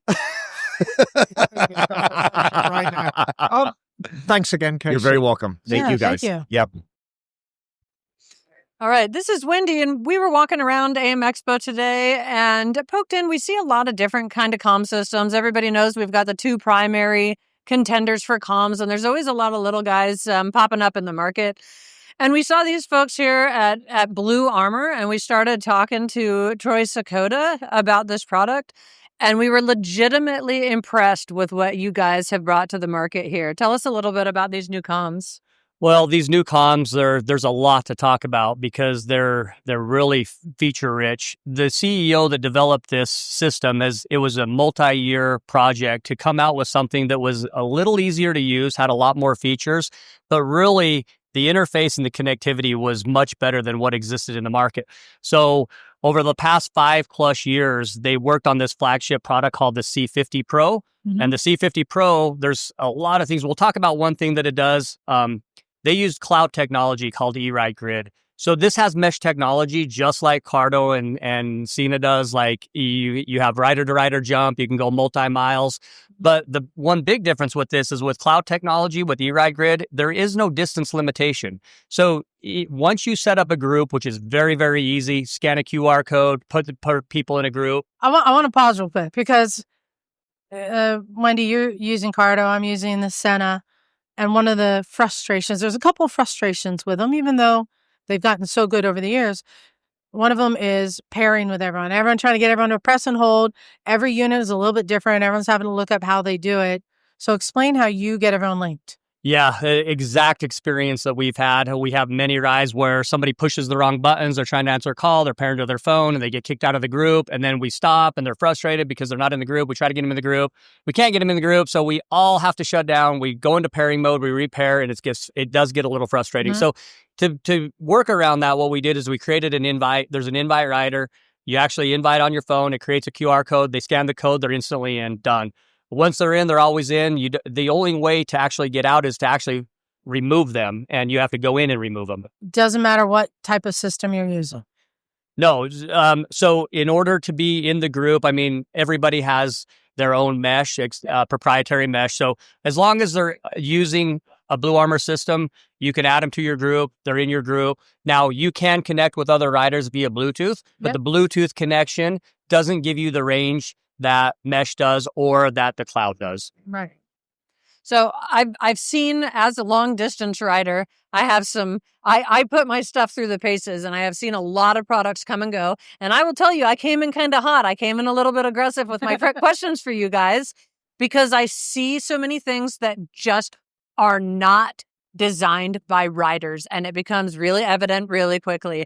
And one of the things that I loved about this product, we get full functionality without a subscription. Correct. So everything that you're talking about here, everybody that buys this unit has access to that. And I absolutely love that. And it's definitely not the way we're seeing a lot of the market going. So I appreciate that you guys are fully standing behind that product that you're delivering to people. Yes. And what's really cool is, so in a real life scenario, you're riding together, you plan a group ride, and you're going to meet. As soon as you put your helmet on, and everybody's at their own house, on their own garage, they throw their helmet on, jump on their bike. As soon as you turn on your unit, you're connected to your group. So you can be connected to your group while you're going to meet. And then once you meet, you're obviously still connected through mesh. If somebody wants to ride home, somebody takes a wrong turn and they get lost, you can still be in contact with them through the eRide Grid or cloud technology, so that you can be states away, you can be countries away. So we've actually spoken and been on rides with people in other countries as we've been doing testing and validation, which is really, really crazy. And we've also been sitting in our offices with somebody else on a ride where we've thrown our helmets on and joined their conversation and been in the conversation from our office, which we could just call them, but the call, puts me in direct contact with you, and we can have a private conversation. But you can also share that call with everybody else in the group if you want. So there is other ways to say, hey, I'm taking a call. I want to share that call with everybody, or I just want a private call. But you're automatically connected if you want to be. But if you don't want to be connected, you can obviously disconnect from the group, or you can create a private chat and you can private chat somebody in the group too, saying, hey, I want to talk about those guys, or they're too slow, or whatever the case is, or I got to go to the bathroom. I got to tell this person, like, hey, let's make this stop, and you can do it. So the first thing that we noticed when we were walking by is the mounting position of this module. It is different. And once we started talking to you, tell us about why this is mounted to the back of the helmet. So the back of the helmet mount, there's a couple functions. One's aerodynamics. The aerodynamics of taking a unit off the side is quieter, and it's more aerodynamic, of course, but it also has what we called ride aura. So this has a sensor inside that gives us a brake light. So you have a brake light function. So you can turn it off or on if you don't want to use it, but it's additional safety. So it recognizes when you brake, it turns a brake light on. You can have it strobe or flash or stay on. You have full control of what the lights do. But it also is hazard lights. So you can pick any color that you want from the color wheel. You can choose how you want those lights to flash or display. So for additional visibility while you're riding, which is a big safety feature for a lot of people, you can have that on the back of the helmet, which it creates some attention so people can see you. Yeah. And I had pointed out, I'm like, well, that's where I put my brake free. But this does the same thing. It has the lights that flash, not hooked up to your brake lights. Correct. You have a velocimeter, so that it flashes. Perfect. Yep, that's exactly it. So it's all in one. So if you want the safety, you want the brake feature, all that kind of stuff, it's all there, and you don't have to have anything else. Well, but you still have the buttons mounted on the side where we usually put our comm units, which is just smaller, sleeker. Yeah, so that's another big thing. We have actually 3 ways that you can control the unit. 4 ways, do we? Yeah, let's go through it. Well, let's go through the first one. The first one that most people will use is the 3-button controller on the side. So this is where the standard communication systems usually are mounted, but it's a very intuitive button system where you have your, volume up, volume down, answer a call, pause a call, or your music. So you can do all of that stuff through a 3-button controller on the side. You also have a remote control Bluetooth controller that you can mount on your handlebar. So if you don't want to take your hands off and you want to leave them there, you can do all the functionality from the remote control. You also have the app. So if you have your phone, there, which, we obviously don't recommend everybody using their phone while they're riding, but you can see stuff and you can create your private calls and you can fully control the unit from the app. You also have voice command. There's your 4th. That's it. That's right. You do have voice command. So you can do voice command and all those type of things. So you can have things that happen through voice command. So another thing I noticed is we asked about the battery life. Yes. And then again, as a long distance rider, I don't want something that's going to be dying on me, a few hours into the ride. What is the battery life like on this? Battery life is 16 hours. And that's 16 hours of legitimate. We've done many tests, multi-day testing of actual riding. And so it's nearly double what we found from other systems that we were using. And even at 16 hours, if you are riding more than that, which is very uncommon, but with you guys, it's a little bit more common. You can do it. But it has a quick charge function. So if you stop and eat, or you got to go to the bathroom and you want a USB-C charge, you can USB-C charge it and get multiple hours in a relatively short amount of time. So you can extend that riding time to 20 hours, no problem, just with basic stops that you're doing. If you wanted to add a few hours, it has a quick charge feature. Nice. Yeah. And you were describing some functionality to us that seemed like it'd be really well suited, like for tour groups and race teams, where you have the ability to kind of prioritize the users. Yes, exactly. So it's really, it does a lot of things, and you can pick and choose how you want to use it. And so as an example, let's say that you're in a group and you don't want all of the chatter from everybody talking, but you want to have a captain and a sweeper or something like that, or a tail gunner. Well, you can set that up so that you're the only ones that can talk and everybody can hear you, but they can't all talk to the group. So a riding coach, for instance, we've had people come and say, hey, I've got a riding school. I coach people, but I have multiple people out there that are riding. I want to be able to talk to them, but I don't want to hear all the stuff that they're saying. And even a Supercross race team yesterday said, hey, we want our crew chief to be able to have multiple riders on the track, and we want to be able to give them instruction and talk to them, but we don't necessarily need to hear them talk. So you can set that up. Now, if you want everybody, obviously the normal setup is everybody can talk and listen, or you can obviously have your private chat function. So if you want to privately talk about somebody, or talk about something, you can. We are known for our chatter. Yes, that we are. And tell us what the retail price is on this. So retail price on these is under $400. Yeah. So sub $400 is really, really good. When you do comparisons to the other top models out there, we're generally $50 to $100 less. And one other thing that actually is really nice is the double noise cancellation technology in the microphone allows you, number one, to have no ambient sound. So it is nearly perfectly silent. It's more quiet than any of your cell phones. It's actually quieter than us sitting here talking, because we eliminate all the ambient sound. But it also connects directly to your GoPro or your Insta360 or whatever camera. So that microphone is connected to your camera. And so your voice is perfectly clear as part of your video, and there's no external microphone that you need and editing that has to be done after. Wow. See, I learned something new. I didn't hear that before. That is fantastic. And that addresses a problem that I have actively had on rides. So that's amazing. I like that you guys have kind of leapfrogged over all the other comm systems and solved all these just little things we put up with, like riders dropping off or having we gotta sync everyone, that we just accept it because there's no other option. Yeah. You've provided an answer to all of those. I really like this. Where can people find this? Where can they learn more? Well, so right now, AIM, this is kind of from a dealer's perspective and working with dealers and distributors, this is the first introduction that anybody's seen this in the U.S. So this brand new. So we are in the process right now. We are collecting that data and we are setting those dealers up and resellers. And so we will be making some announcements through dealer and distributors and retail sites. We have a number of influencers also that are on board that are doing testing on the product, that will be getting this information out of real life testing and stuff that will help us reach a lot of consumers. And so that information will be out there. Right now, we're not selling direct to consumers. We are going through dealers. So, but keep an eye out. Blue Armor, BLUARMOR. I think this is going to be a big hit when it hits the market. And especially because you can still connect to other comm systems, which is becoming harder, I find. Everyone's got to learn all the tricks. That's why I love it. You have the app. You can go on there, scan the barcode. You have your list. You can control it from your phone. It's easy.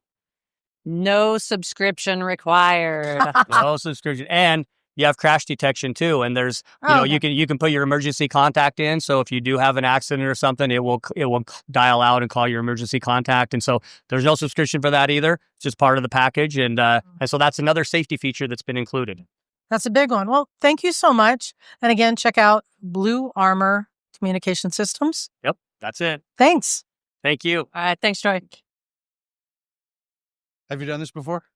So once again, it's another thrilling episode of What the Misfits Did at AimExpo in Anaheim, California.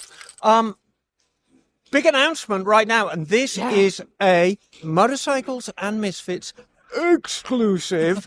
I'm with Rob Day. That name's going to be familiar to all our listeners because Rob was with us. How long ago, Rob? Was that a couple of months? Only a couple of months. Month and a half? With his fantastic electric propulsion motorcycles. Right. And Rob, we all rode them. Yes. Who are you? What company do you represent? I am Rob Day. I'm with Verge Motorcycles from Finland. Yeah. And what we're looking at here is one of the same bikes that we rode that day. I remember it well. Yep. It scared the crap out of me. It's got a lot of power. It I has a noticed lot. you cleaned all of her crap off of the Right. seat. Nice, well. Yeah, very well. We call that a seat angel, darling. I leave them on all bikes. But Virgin itself. Yes, we made a big announcement. You made a big announcement. We're going to flesh that out right now, as it All were, right. because you it is teased quite this on exciting. our show, Yeah. but we couldn't say it. I know. Remember when I kept saying, I'd tell you, but I have to kill you? Yeah, right. Exactly. Well, Now I don't have to kill you. All right. Spill the beans, Rob. So here's the deal. We are now shipping in first quarter of this year, all of our bikes. We are no longer using lithium-ion batteries. All bikes will be shipped with a solid-state battery system. So tell me a little more about solid state, because I mean, battery technology has gone through this amazing evolution in rapid succession. And it's accelerating, yes. Back in the day, lead acid, there you go, and that lasted us for a long time. Yep. Then we went to MF with gel, then we went to lithium ion, Yeah. and now this is solid state. This is brand new. How does it work, and what does it mean? So here are the advantages for solid-state batteries. So they are far lighter, they're far more durable, they don't wear out as fast, and in some cases, almost not at all. Stable. They're very Is stable. what- They're safe. Yeah, They don't that's the catch thing. fire. And that was a lot of people's bugaboo about electric was, well, they catch fire. And the reality is, gasoline-powered vehicles catch fire a lot more often than electric, but still, we're going to put that to rest, right? So we're going to use a solid-state system that is a lot lighter, so that allows us to have this same battery capacity in a much smaller package. So this bike will go from this current weight of 540 pounds down to about 485. That is a big jump. And the thing is, the reason why we like motorcycles in the first place is this delicious power to weight ratio. Yeah. And you can slice it and dice it any way you want, but you can't get away from that. If you want to go quick, you increase shed power weight. or shed weight. Yeah. And shedding 50 pounds Yeah. on the same platform. So it's That's been enormous. on a very progressive weight loss diet. So prior to the announcement of the solid state batteries, we had already shed 33 pounds. Okay. And that was a combination of a motor that's 50% lighter. And we actually saved almost 10 pounds just in the wiring harness. So they've been working on this for quite a while. Right. Wow. Now with the advent of the solid state batteries, we have, even if you buy the extended battery pack, which will give you 375 miles of range, up to 370, I'm sorry. Hey, hold on. You caught that. I caught that. How many motorcycles have 375 miles I of mean, range? generally, the Japanese standard, and I'm not talking about sports touring motorcycles or indeed touring motorcycles. Generally, the Japanese standard is 200 miles. It's 200, 250 miles from empty to full. And if you get a little more, that's great. Most do a little less. 375. Actually, 370. I misspoke. 370. But never. Sorry about that 5 miles. But yes. That is and wild. And at lower weight, right? So we're looking at 217 miles of range right here at 540 pounds. When we go to the full 33.3 kilowatt hour battery pack, it's still only going to be 518 pounds at 370 miles of range. So now it becomes a realistic ride from Santa Cruz or Monterey to Los Angeles. But charge up and then ride home. And just because I know people are going to have this question, they're like, well, you only get that range if you're going like really slow. Well, that's true of all EVs, right? Yes. But even deadheading it on the highway on this bike, you're still going to get close to 200 miles of range. That's amazing. Yeah. But what's this going to cost us now? This, if you get the full battery pack, it'll be about $35,000. So, what does that represent forgive me, Liza, in terms of an increase over the older battery pack? Just an extra $5,000. So here's the interesting part. The 217 mile range solid state bike, the price is not going to change. There it is. We get that. So you're getting a more stable, lighter faster bike, charging, much faster lighter, charging, same price, included with it. Yes. Okay. And speaking of faster charging, what now? What charging time are we looking? 5 to 10 minutes, and full charge, not 80%. So 5 to 10 minutes. There's no worry about constantly charging it up to 100% because it doesn't damage the batteries. Right. So a final question. Thank you. Thank you so much for sharing. Thank you for explaining it. Final question before I go. Yes. Verge motorcycles, yes, and I have, and they're great. But Verge motorcycles, made in Finland, they're beautifully finished, they're beautifully made, they really are superb bikes, but they are very much for the well-heeled motorcyclist. This is true. Is there any plan in the future, to your knowledge, the Verge will do a working man or a working woman's bike? So, to my knowledge, specifically, no. However, I will say this. The new motor that we're using, the version 2 motor, this is a version 1. The version 2 motor not only is 50% lighter, but it's also narrower. And what that means is now we can fit a more normal sized tire to the bike. Instead of this 240, we could put, for example, a 180 back there. Okay. And that opens up a whole new, several lines of development where we could develop a lot of different motorcycles. Right. And because I like the idea, technology, newer technology is wonderful. Newer technology, I mean, it's the future, of course. Yes, it is. But I like the idea of everyone being able to have access to it. I do too. And have you noticed what's dominating the show? Yes. Electric dirt bikes. They're everywhere here, right? So you can't deny the fact that this is the way the industry is going. Right. Right. And it's honestly, I've always felt that electric is a superior technology. We just didn't have the batteries to maintain it, to keep up. Right. Now we do. Yeah. The battery tech is the thing that's been keeping it back and keeping it from tipping that balance of being in equal competition with the gas bikes that everyone's riding. Yes. And we're now, this is happening right now. And there are a lot of announcements that happen, not just ours at CES, but other manufacturers. Several are saying, oh yeah, we're ready to mass produce solid state batteries right now. And we'll sell them to all comers. Yeah. Fantastic. Well, what lovely interview, Rob. It's always the greatest pleasure seeing you. Come by and visit us in Santa Cruz anytime. I plan to. Bring bikes. I might even be up there as soon as a week or two. I say. Okay. Well, good. Thank you very much. Of course. Thank you guys for stopping by. Yeah, no problem. Yeah. So we found who I think objectively, we being Wendy and Liza, the cutest attendee in this entire event. And I don't think it's out of line to call her cute.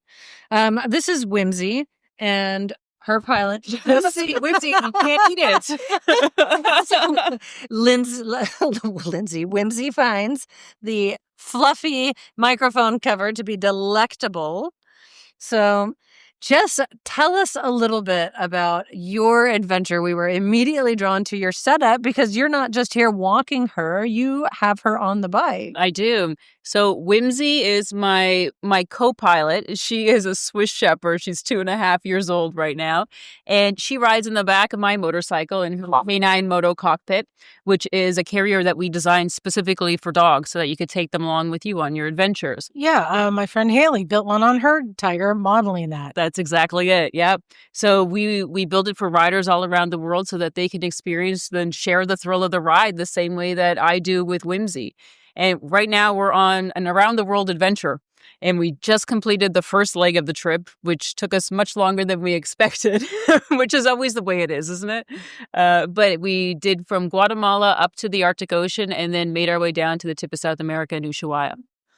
Whoa, that's the long way up and down. Yep. The long way up and down. And Whimsy is not a pocket dog. No. Whimsy's a full child and a half worth of passenger. So how is it? How is she on the bike? Does she find comfort in the carrier? Yeah.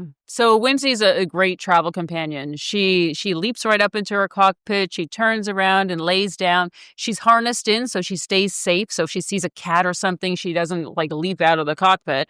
And she's comfortable the whole time. We do probably about an hour of riding at a time, and then we stop. We take a break for about 20 minutes or something where she can get water and run around. And the thing is when she's in the cockpit, she's so stimulated. There's so many new sights and smells and sounds that she's focused on that she doesn't really sleep on the back. So she's getting all this mental stimulation and activity, which is great, except for then she gets off the cockpit and then she needs exercise. And so that's a time where rest breaks are no longer rest breaks. There are exercise periods where you're playing fetch and you're taking her for long walks. But no, she does really well. And I wanted to describe, so you're riding a beautiful purple, does not look like a factory color to me. It's Triumph Tiger 900. Yes. And I wanted to describe to people this carrier.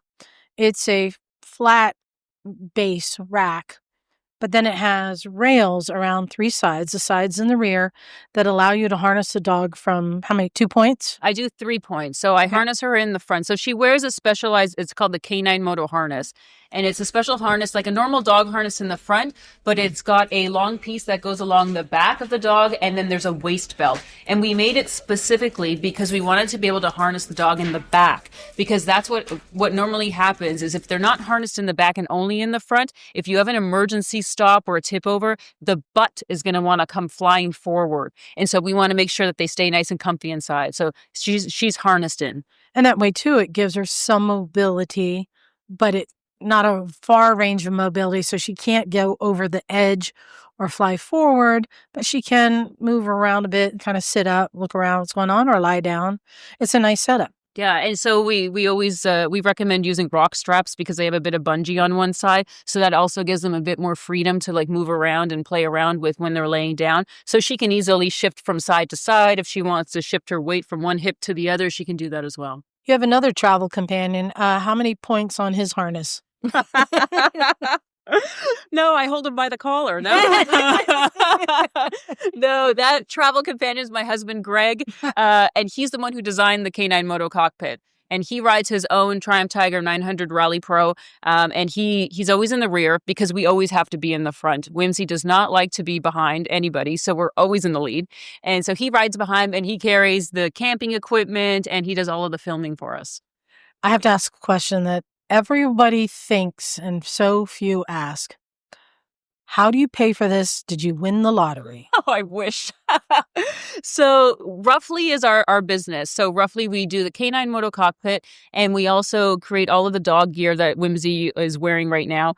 Dog collars, leashes, beds, bandanas. We work with Guatemalan artisans. That's where our workshop is. So we work with the women who do all of the dog gear, and then we've got tailors and upholsterers and a whole metal workshop in Guatemala that does the cockpits. And so with that, we're able to help move us forward. And then we have our social media presence is also large, and that helps bring in some dollars as well. So wait, you can buy one of these? Sure can. We have 650 riders around the world right now.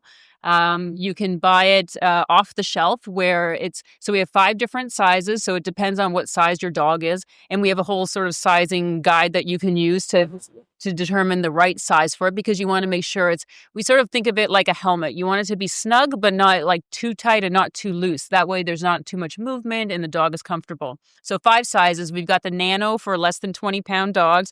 We've got a mini for like the medium size, then the intermediate for like the Australian cattle dogs, the standard, which is what Whimsy's in. And then for anything over 80 pounds, 80 to 120, 130 30 pounds is the jumbo. Yeah. And so there's the different sizes, and then you can decide if you want to buy it off the shelf, which has basically just an aluminum base plate that's solid, where you can drill the holes in yourself to do the mounting. And you can mount it, it depends. If you have a luggage rack, it makes it really easy. You can probably just drill the holes and put the screws back in. If you've got like a Harley or a Cruiser or something like that, you might need to create some brackets that go up from the side of the rear wheel hub to help support it. So you can either do an off the shelf where you do the mounting, or you can do the custom and we do it for you. And so it's all a remote process. So when you buy the cockpit, if you want us to do it, you upload photos of your specific motorcycle, and then we'll mark it up and we'll create a video for you and tell you exactly which measurements we need you to take. We use those measurements to create the build diagram of this is how it'll mount to your bike. And then you double check it, the measurements, approve it, and then it goes right to the build. And so we'll build out all of the metal work that you need, all of what you need for mounting. And then the upholstery, it's also custom as well. You can choose what color upholstery you want. If you want it pink to match your pink bike, you can get pink vinyl. If you want it to be all a blacked out version, you could do that too. Different styles and different colors. The personalized text on the side, you can choose all of that. And then, then we ship it out to you from Guatemala, which is where our workshop is. And we ship to riders all around the world. How many different types of animals have you seen in these? Well, we've got many, many dogs. We've had somebody who's done a cat in a nano and has tried that. I'm not exactly. It was a Maine Coon, so I don't know how well it really worked out. But yeah, people really love it. They say that sometimes their cats will like snuggle up in it when it's in the garage. The dogs don't like that so much, but we've heard that story as well. Now, did you create this for Whimsy, or had you created the product and trained Whimsy to ride on it? We actually created it for Moxie. So Moxie was the dog before Whimsy. She was a German Shepherd, 80 pounds. And Greg and I had just moved to Guatemala. We were there working for nonprofits. And we had Moxie, who was going to be an 80-pound dog and only 2 motorcycles and no car. And I didn't want to leave her at home for our adventures. And so I told Greg he needed to find a way to take her along. And so we looked online and everything was like airline luggage. It was for small dogs. There was nothing for like an 80-pound dog. And so he started working with a local metal worker and they like planned it all out. And then they created the first generation of the cockpit. And from that, we've made improvements. And now we're on our Gen 2 cockpit, which is the one that we sell. Where can people find out more? Do you guys have a YouTube channel? We do, yeah. I think I remember this part, yes. So we're at Go Roughly for all of our social channels. So if you want to follow us on Instagram, TikTok, YouTube, that's our social channels. And if you want to know about the cockpit, if you go to goroughly.com or k9motocockpit.com, you're going to get all the information about the cockpit. All right. And Whimsy, just want to know, how do you like riding on the back of the bike? Yummy. Wow, that's a direct quote from Wednesday. Well, thank you very much. It's nice to have you here. Where are you going next? We will be in the United States for the next couple of months. We're going to be doing the Ultimate Canine Road Trip. So this is going to be a road trip throughout the western states where we'll be doing all fun dog activities along the way. Things like dog surfing, taking your dog on like the train through the mining camps, a bunch of different activities along the ways, matching them with really cool like roads that you would want to do on a road trip. So we're going to we have a dog beach in Santa Cruz. There we go. Exactly. That's exactly the type of stuff. All right. Well, thank you very much. And check it out because now you can take your dog and have the dog be safe as well. And just want to ask, have there been any crashes where the dogs were unharmed? All of them, any of the crashes that we've all heard, any of the ones that I've heard about, none of the dogs have ever been harmed. We have all of the stories where the rider will tell us they're in the hospital, but their dog is safe in their house and had no problems. So it's been really successful in that sense of keeping the dog safe. And so you can travel with them and feel confident that the dog's going to be okay. Awesome. Well, thank you so much. I appreciate you having me. All right. Hey, this is Naked Jim here at the AimExpo, and I'm here with Brian at the Motoz. Motoz. We've been saying it wrong. Right? As it is. Motoz. We get a lot of questions about that. Is it Moto Z? Is it Motoz? Well, I'll tell you what, that's a great place to start because we're here at the High Performance Motorcycle Tire booth. So is it Moto Z? Is it Motoz? Is it Motoz? What's up with the name? Motoz. Okay. And if you look at the original logo, the O and the Z are an Australian flag. And the Aussies are known They pronounce it Motoz. So these are made in Australia. They are made in Thailand, headquartered in Australia, Melbourne, Australia. Okay. Designed, developed in Australia, but manufactured in Thailand. Okay, and when did Motoz come to life as a business? 2005, started in Australia, and we're Pacific Power Sports, and we're the U.S. importer and distributor, and we started in 2009. Got it. I know you've been loving these tires for a while. I'm a believer. Yeah, I run them on my Tenerays. I run them on all my dual sport bikes. So my Tenere 700, my CRF 450 bikes before that. I'm a fan. I mean, the reason I gravitate to them, well, we'll talk more about it, but I mean, anyway, let's just talk more about the tires. And I think maybe a way to couch the conversation, we're looking at a full line of tires here. Everything from, big knobby dirt bike tires to some more 50-50 type tires. But if I'm a dual sport kind of guy, and I got my 606s I might look at, or my TKC 80s, they're cheaper maybe a little bit. Why would I go to a Motoz rather than the others? One of the things about Motoz is, number one is traction. Priority number one. Like, if you don't have traction, your riding capabilities and your confidence in riding is sacrificed. So number one is traction. Number two is longevity. So our tires tend to last a lot longer than others on the market.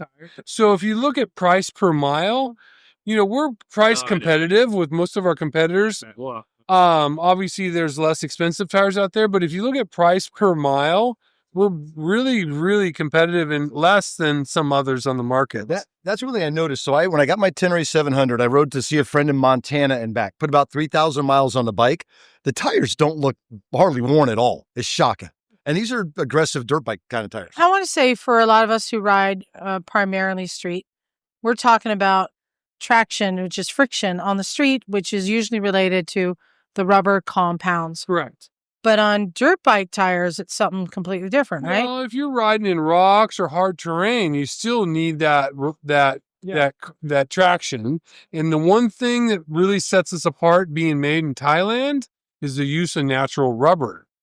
Natural rubber is a natural resource in Thailand.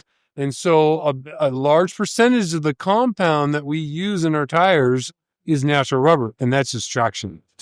Got it. Well, that's the other thing I noticed because, we live in Northern California, dual sport riding. These things are grippy on the pavement. What is it about the compound? It is the natural rubber. It's just traction. And you'd be surprised. I mean, it, but sometimes people, feel kind of sketchy on other brands on pavement because they can be. Yeah. And ours, I have people that say, yeah, I was dragging my peg with your tires. Something.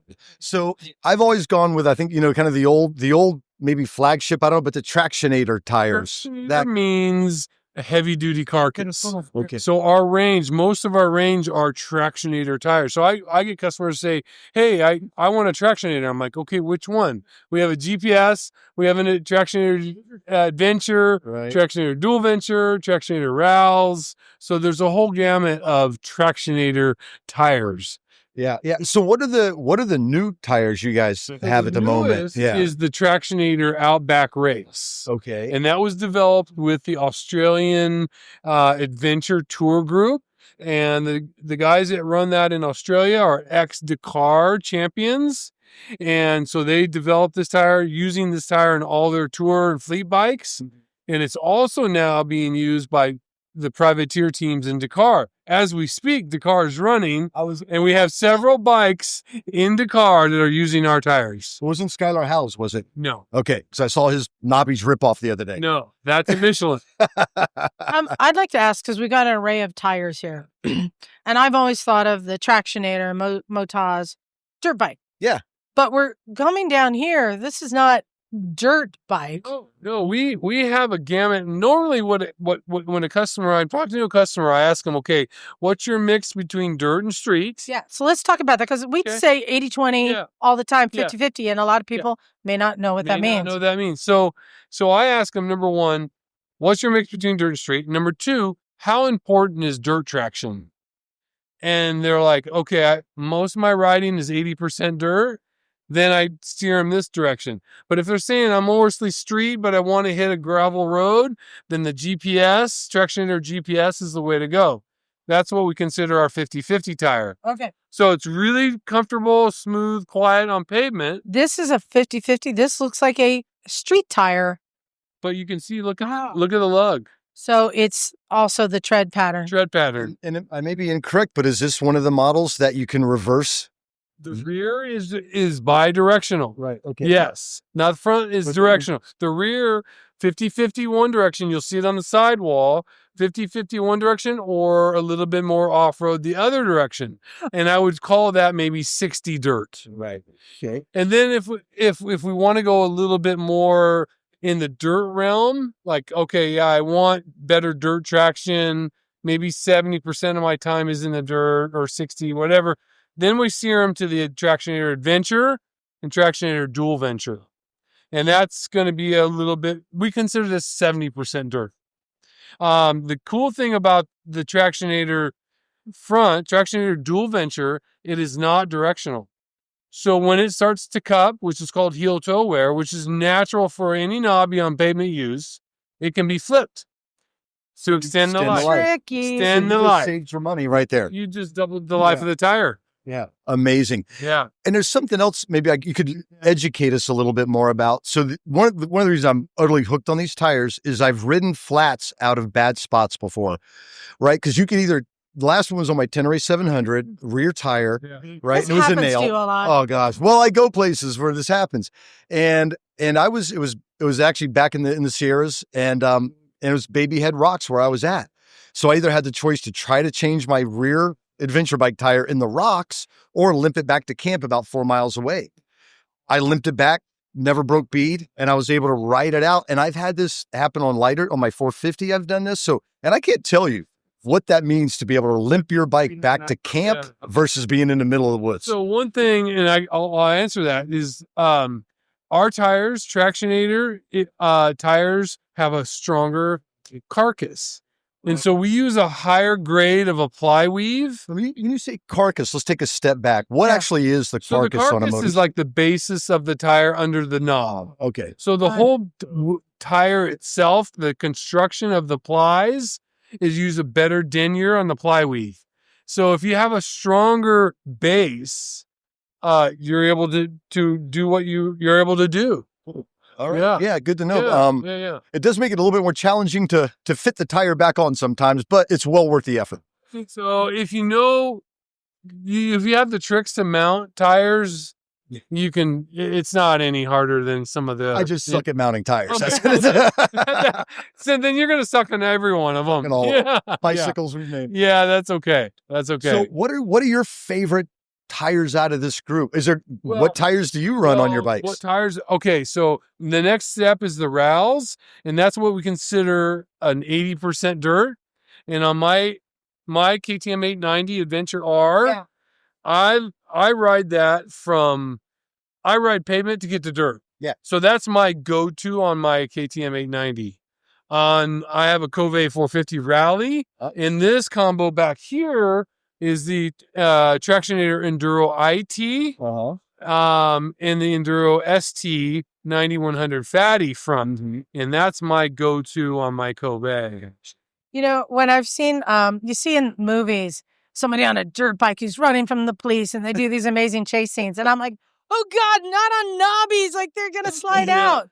But I've now learned, having dirt bikes, that traction feels good on modern tires. Yeah, it does. Yeah. So I have a couple of selfish questions, and maybe it helps other people out there. So I've got two dual sport bikes. One is my Honda 450. The other is the Tenere.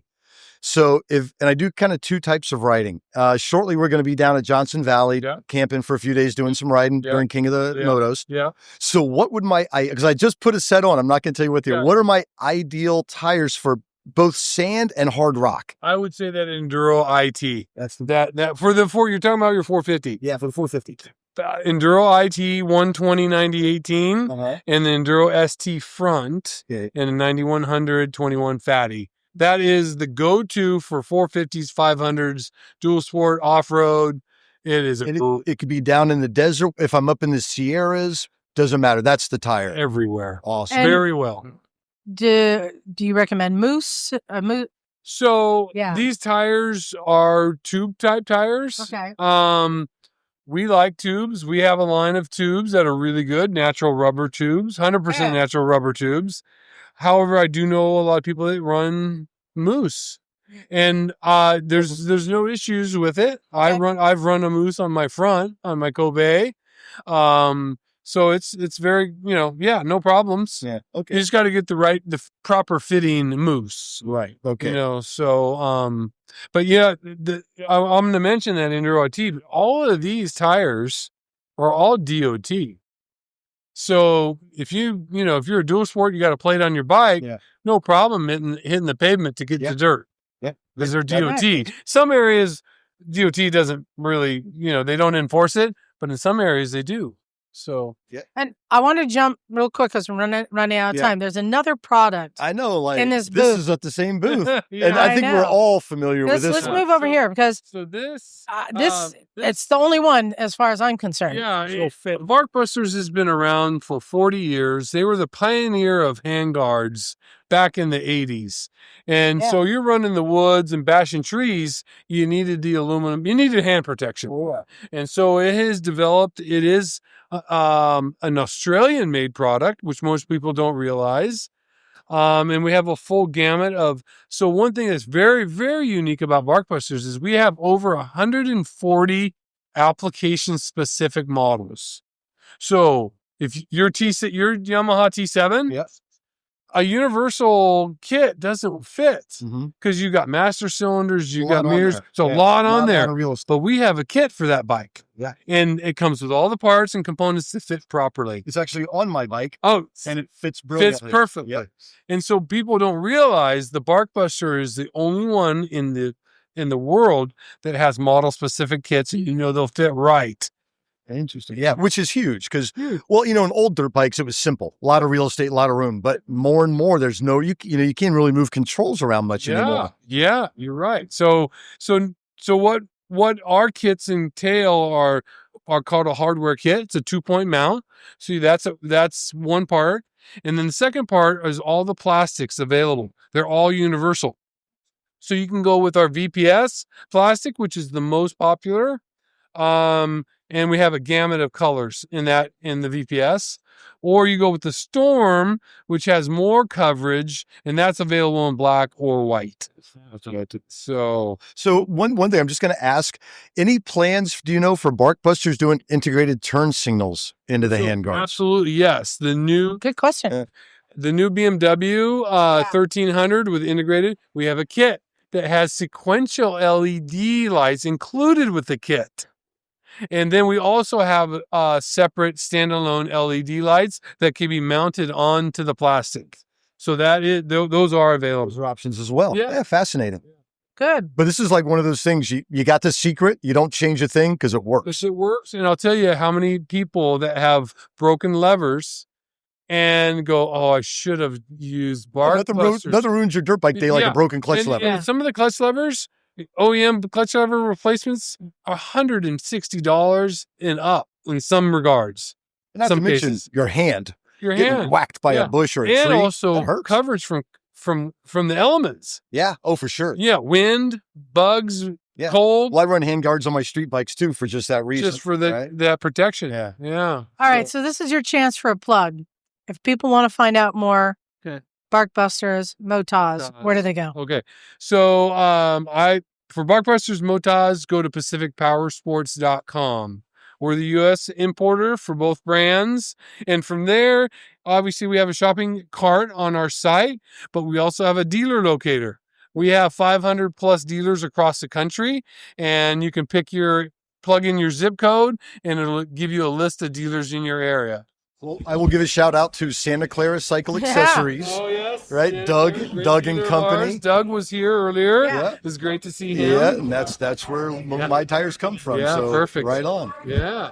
Well, I just put on my bike whatever Jim tells me to. Perfect. Because he's the one who does the research about what the best is. Yeah, and he's going to lead you in the right direction. Well, and we product test. We get flat tires in the middle of nowhere and write them out because we suck at changing tires. And now we know we've been saying it wrong. Motoz. Motoz it is. The land of Oz. Well, thank you very much. Thank you Brian. so much. Yeah, appreciate your it. time. Yeah, Thank yeah. you. Nice meeting you. Thanks for your time. So one of the things I like to look for at AimExpo is for technology in places you're not thinking exists. And Wendy brought something to my attention that really got me interested. Wendy, where are we right now? We are in the Samco booth here, Samco Sport, and they make radiator hoses, which is not something that jumps immediately to mind when you are thinking about innovation on bikes. But this product, this is something that I installed pretty frequently in the shop, and it's something that a lot of racers are aware of, but it's not something that a lot of your average rider thinks of. Well, and you made a specific point to me about service bulletins on bikes. Right. So everybody's bikes, all of your rubber parts have a lifespan. And so if you're looking in your service manual, there's going to be a spec for how often you are supposed to replace your radiator hoses, among other things. Nobody does that. Nobody does that. No, Richard, why doesn't anyone do that? Well, people don't do it because they just overlook it and don't think it's a part that should be changed and needs changing. Whereas really, once these rubber radiator hoses get hot, cold, go through the wears and the temperatures of the outside, they begin to crack, perish, just like a tyre sidewall. You know, sidewalls on tyres, you can visibly see them cracking and perishing. However, you know, whereas if you can go along and squeeze your radiator hoses and look at them, you can physically see cracks and perishes run down them once they're a few years old. And is this just radiator hoses or is this fuel line also? No, so radiator hoses is our standard build, and then we have other types of builds. We do have a oil-specific hose and a gasoline specific hose. Right. As far as I know, we're the only silicone hose company that can produce gasoline hoses. All right, and that's a word right there that's different from what we're used to, what comes stock on a bike. What are the hoses made of on a stock bike usually? EPDM rubber. Yeah. Yeah. And these are silicone. These are silicone. And tell us the difference. Okay. So silicone is a compound, and we literally we don't manufacture the compound. We buy that in from France because we're all made in the UK. We are a 100% UK company made in Britain. And the silicone we buy in as a produced product, but then we form it into the material that is then able to be wrapped around the mandrels and the tools. And the silicone, the differences are the temperatures it's able to work with, the burst pressures it's able to work with. The Samco silicone hoses are often 10 times the burst pressure of a standard EPDM rubber hose. But then we've touched on the life there and the cracking. Yeah, we give our products a lifetime guarantee against the perishing and cracking and their color stability. So I personally know of vehicles that have had these hoses on for 25 plus years and they're still as good as the day that they went on there. And they say that lifetime guarantee is on all of our products against any wear. And we're fondling a sample here. Describe it. How's it different? Well, this is all entirely handmade, and Richard just showed us this incredible video. I mean, again, I've installed these frequently. I install them on people that are doing race builds, and they understand the improvement that comes with doing the silicone hose upgrades. But there's also the people, the non-race community that are usually looking for these Samco hoses are the people that appreciate like the vibrant colors. It's like a really cool, easy way if you're going to be replacing your hoses to kind of add a little bit of bling to your bike. But looking at this video, I was aware they were handmade, but to actually watch, like these are every single hose, one at a time, being formed by hand. And by hand, meaning you have a template. It's not a template. What do you call it? There is a mandrel tool. Mandrel. So it's like a pipe. Yep. And you're physically wrapping this material around it. It's exactly that. It's a very physical job. It's a very demanding. It's not a mold process. And it's not something you can do quickly. Yeah. But some of our hose builders are very skilled, and some of them have worked at the factory a long time, 15, 20 years. Some of them have really been, but it's for if you start work there in their factory, it can take 2 or 3 months to be able to be ready to start making hoses that actually go out the door. It's quite a skilled job. So you're wrapping around this pipe to get that shape, and then I guess it's pliable enough you can shimmy it off of there. Yeah, no, well, so it then goes on the tool. They're then baked in an oven to cure the material. They go into an oven. The only machines in the workshop are ovens, and then compressors, because to get them off of the tools we use air. Okay. Air and a lot of strength. Some of the ones that are funny shapes, they definitely keeps you fit taking the hoses off the tools. Yeah, and we're looking at like upgrades, right? As you said, they get older. What age would you say of a bike really needs to be looking at replacing hoses? Often the replacement spec is like every 2 years, every 3 years is pretty common. Who knows that? Nobody reads their service manuals. So, but we've got, a lot of old bikes on the road that have kind of been limping along with hoses that they replace one at a time, or they wrap with rescue tape when it starts leaking, only to find that the manufacturers don't make those hoses anymore, or it is new old stock with old rubber. That's a really good point. Some of our best-selling products due to demand is because they're bikes from even the 70s, 80s, and 90s. We do kits for Goldwings, Honda Goldwings from the 70s and 80s, because the people that own them still love them. They want to use them, take them on big rides. Not only is the standard product completely worn out, perished, and unusable, you can't buy them anymore. They're physically not a part available from Honda anymore.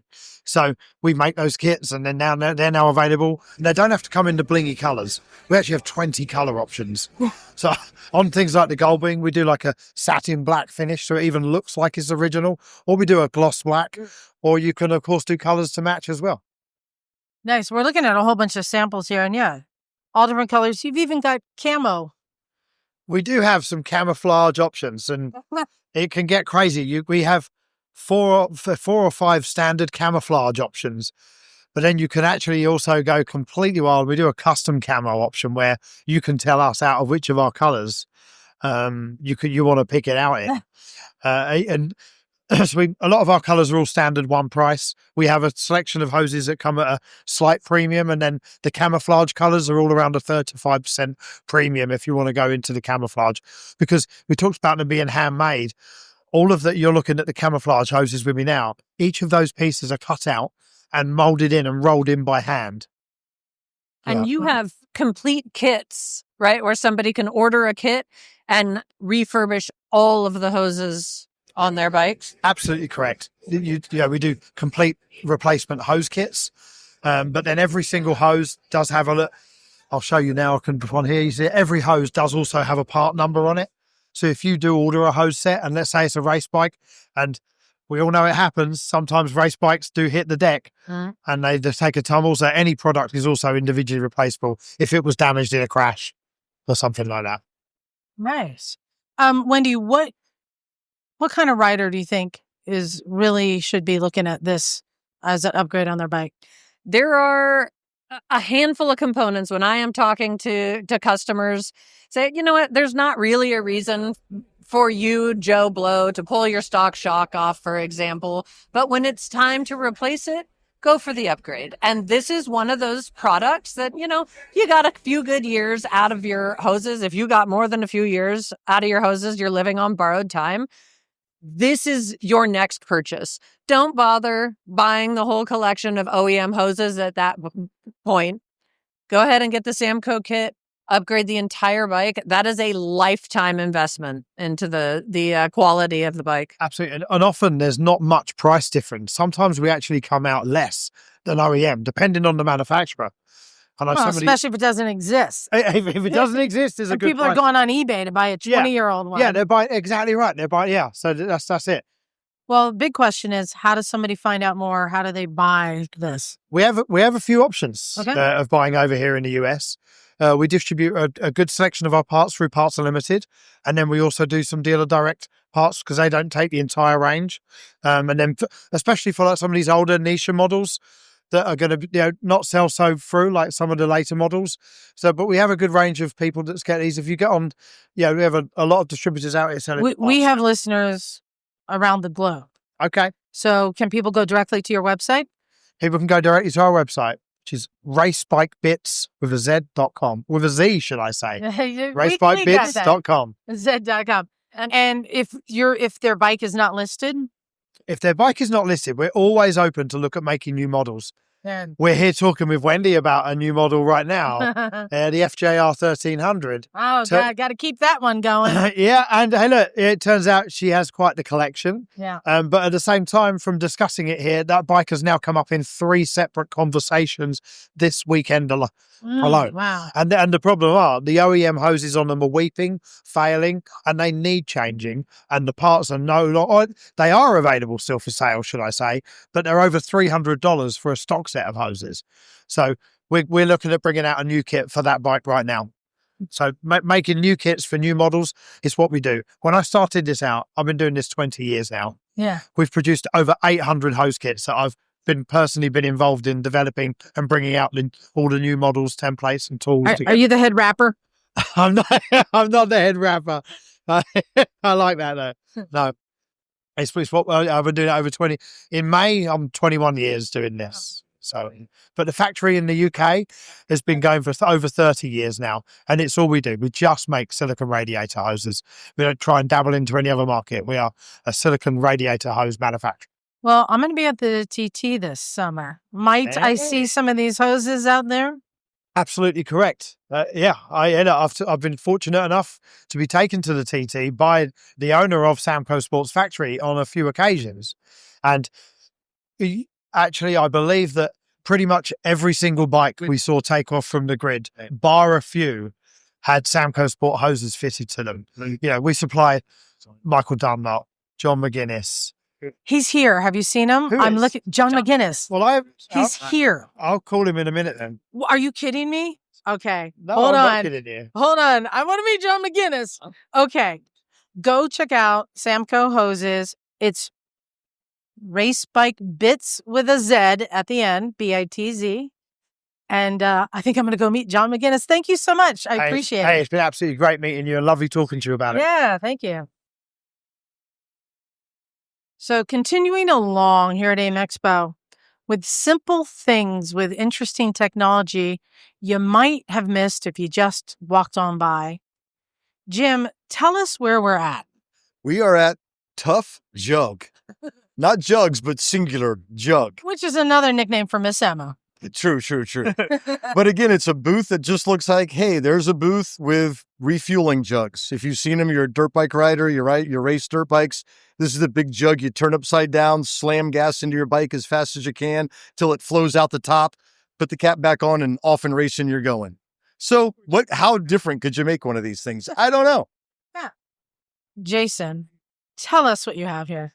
Hey, listen, we totally agree with you. What we did was we said, hey, let's take something that doesn't work very well and let's make it better. So something as simple as the can that you use to refuel your bike, we actually went in and redesigned it from the bottom to the top. We thought about how do you handle the jug ergonomically?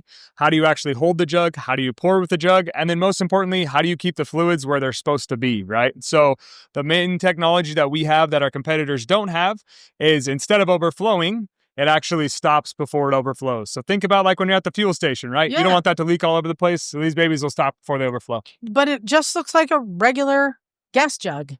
Yes, it definitely does. We harnessed some technology with physics and gravity and said, hey, let's make this as simple as we can, but make it as effective as we can as well. Nobody wants to spend $150 for a can. So we said, hey, let's make sure that we're doing it in an easy, simple, and economical way. And so that's what we've done. Well, and there are some subtle things that you don't notice unless you take the time to stop by Tuff Jug and check it out. One of the things you'll notice is on the older bottles, the older big jugs, the handle is at the top, which made it awkward to handle. You kind of bear hug the thing and wrestle it into fuel. These, as we notice, the handle is in the middle of the jug, right? So it balances. The other thing it's missing is the vent cap. How can you fuel without having the little vent cap to let the fuel vent out, right? Or go in. Which tends to drip sometimes. Which tends to drip. Yes, no, you're exactly right. So our technology, we actually use a vent line that goes from the tip of the nozzle to the base of the jug. So no external ventilation. Nobody likes to leak, break, spill from those points. And worst case scenario, you're getting dirt or other debris into your liquids and fuel. So just avoid the that. tip. Yep, just a tip. Just a tip. Yeah, we don't need to do anything else. Just a tip about 3 inches in. So you were just doing a demo for us and pouring it out. And with a standard jug that just has a hose at the end and you pour it out. Yep. If you're not paying attention, and many times it's hard to see down into the gas tank, it just overflows. And then you're like, Yep. Then I got to clean that up. Yep.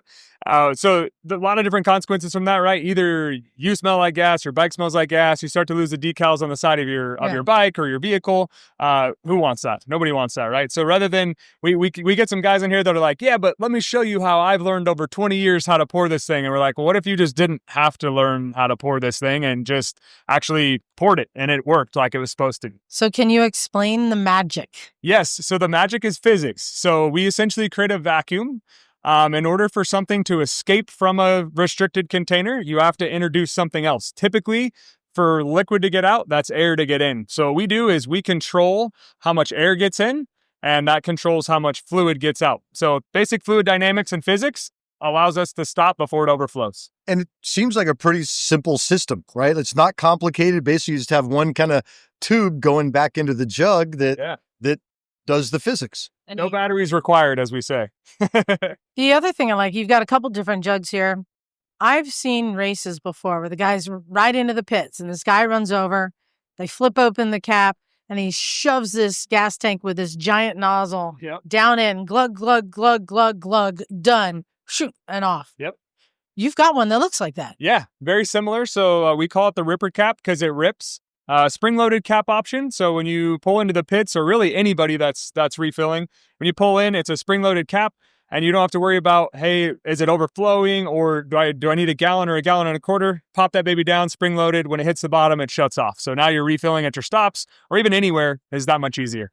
I mean, how expensive is this? It's got to be hundreds of dollars. That's what you would think. But like I said, our goal is to make it affordable and easy. So our most expensive jug is $49.99, right there with the competition, if not a little bit cheaper, and you get the technology. It's pretty cool. The other thing I'm noticing, do they come in different sizes? They do. So we have a 1 1/4, a 2.5, and a 5 gallon. We recommend that you match the size based on what you're refilling. So if you got a real small tank, use your smaller Tuff jug. If you got the larger tanks, use your bigger Tuff jug. My personal favorite, 2.5 gallon, seems to be perfect for just about everything that I do, and it weighs about 20 pounds when full. So unless you're a bodybuilder, y'all know how hard it is to get that 5 gallons up there, right? So 2.5 gallon is my personal favorite jug size. So this doesn't have to be for somebody who's a racer or going off into the desert riding. This could be for someone just to keep it in their garage. Exactly. When they need to throw a little gas in one of their vehicles. Yep. Definitely sells really well into the motorcycle industry. We also sell extremely well into farm and ag. Really, anybody who is frustrated with the problem of overfilling and spilling, that's the guys that buy. Okay, because you are in California, and we do have our stringent laws here in California, environmentalists that we do love. Yes. Except for the price. So is this cool with California's air quality board? We are sold as a utility container. We are not sold as a legal gas can. So just to make sure that we're clear on that. So you can use our jugs with fuel. It won't damage them, won't do anything like that. But we are not a EPA or ARB certified fuel container, as stated right on the front of our jug. So we should take some tape and write on there, definitely not gas. Portable water only. Yes, exactly. That's it. Yes. Okay. And how do we, if I want to buy a Tuff jug, how do we track it down? Yeah. So jump on tuffjug.com. TUFFJUG.com, tuffjug.com. Singular if you do Tuff jugs. You might find something else. That's not my site. I am not affiliated. This is family-friendly site, all right? Tuff, TUFFjug, JUG.com. On tuffjug.com, we have some product videos where you can check us out. We're also very active on our social medias, so TikTok, Instagram, Facebook. We'd love to have you get on there and check out our tutorials. We have a great American-based support team. We manufacture these right here in Idaho. From the bottom to the top, we manufacture that whole jug, and we have an American-based support team who will answer the phone if you call or answer your email if you shoot one in. It's not your aunt, is it? It's not my aunt. Nope. Not even related, in fact. But some very nice people back there that would love to get you supported. So jump on there. You can watch our videos. You can purchase from us directly, and we'd love to to see at our store. Well, I love it. Again, you took something simple that had a little problem that we've just gotten used to all the years of just putting up with, and you solved it. Yes, that's it right there. Take something easy and make it better. So awesome. Well, thank you very much. You bet, guys. Appreciate the interview today. All right. Well, there you go. I hope you liked all those interviews. What a show! Action-packed. Absolutely action-packed. It was one of my favorites. Listen, there's nowhere else you're going to get value like this. Not at Cleveland Moto. I'll tell you that for nothing. Don't you blaspheme Cleveland Motor around here. I love those guys. I'm just saying we represent better value for money, I feel, because we pack so much more into every show. So you two only were there for 2 half days. Yeah. Do you think you want to come a little bit earlier next time? You never know. There was a lot to see. Oh, God. I mean, I got to put up with him for longer than 2 days. Oh, God. Yeah, I think if you we'll see. We'll play it by ear. Yeah. I'd love to. I mean, but remember, Liza, I'm married to my little shop. We got jobs, And the big, here's the big argument. It's in the week. Come on, AimExpo. Have it at least one weekend day. So for those of us that own shops or work for a living, don't feel guilty about taking 3 days away. Couple of days, if it had gone Thursday, Friday, Saturday, I'd have stayed for all 3 days. But Wednesday, Thursday, Friday, it's a little much for me to be away from my little shop. As is everyone. It's an industry event. There you have it. And shout out to Alex at Break Free. Yeah. Shout out to Break Free Tech. Alex is awesome. He always lets us leave our crap in his booth. And it's fun to talk to. We were reminiscing and telling stories with him about the beginning of Break Free Tech. And the MSF booth, they let us pitch camp and hang out there.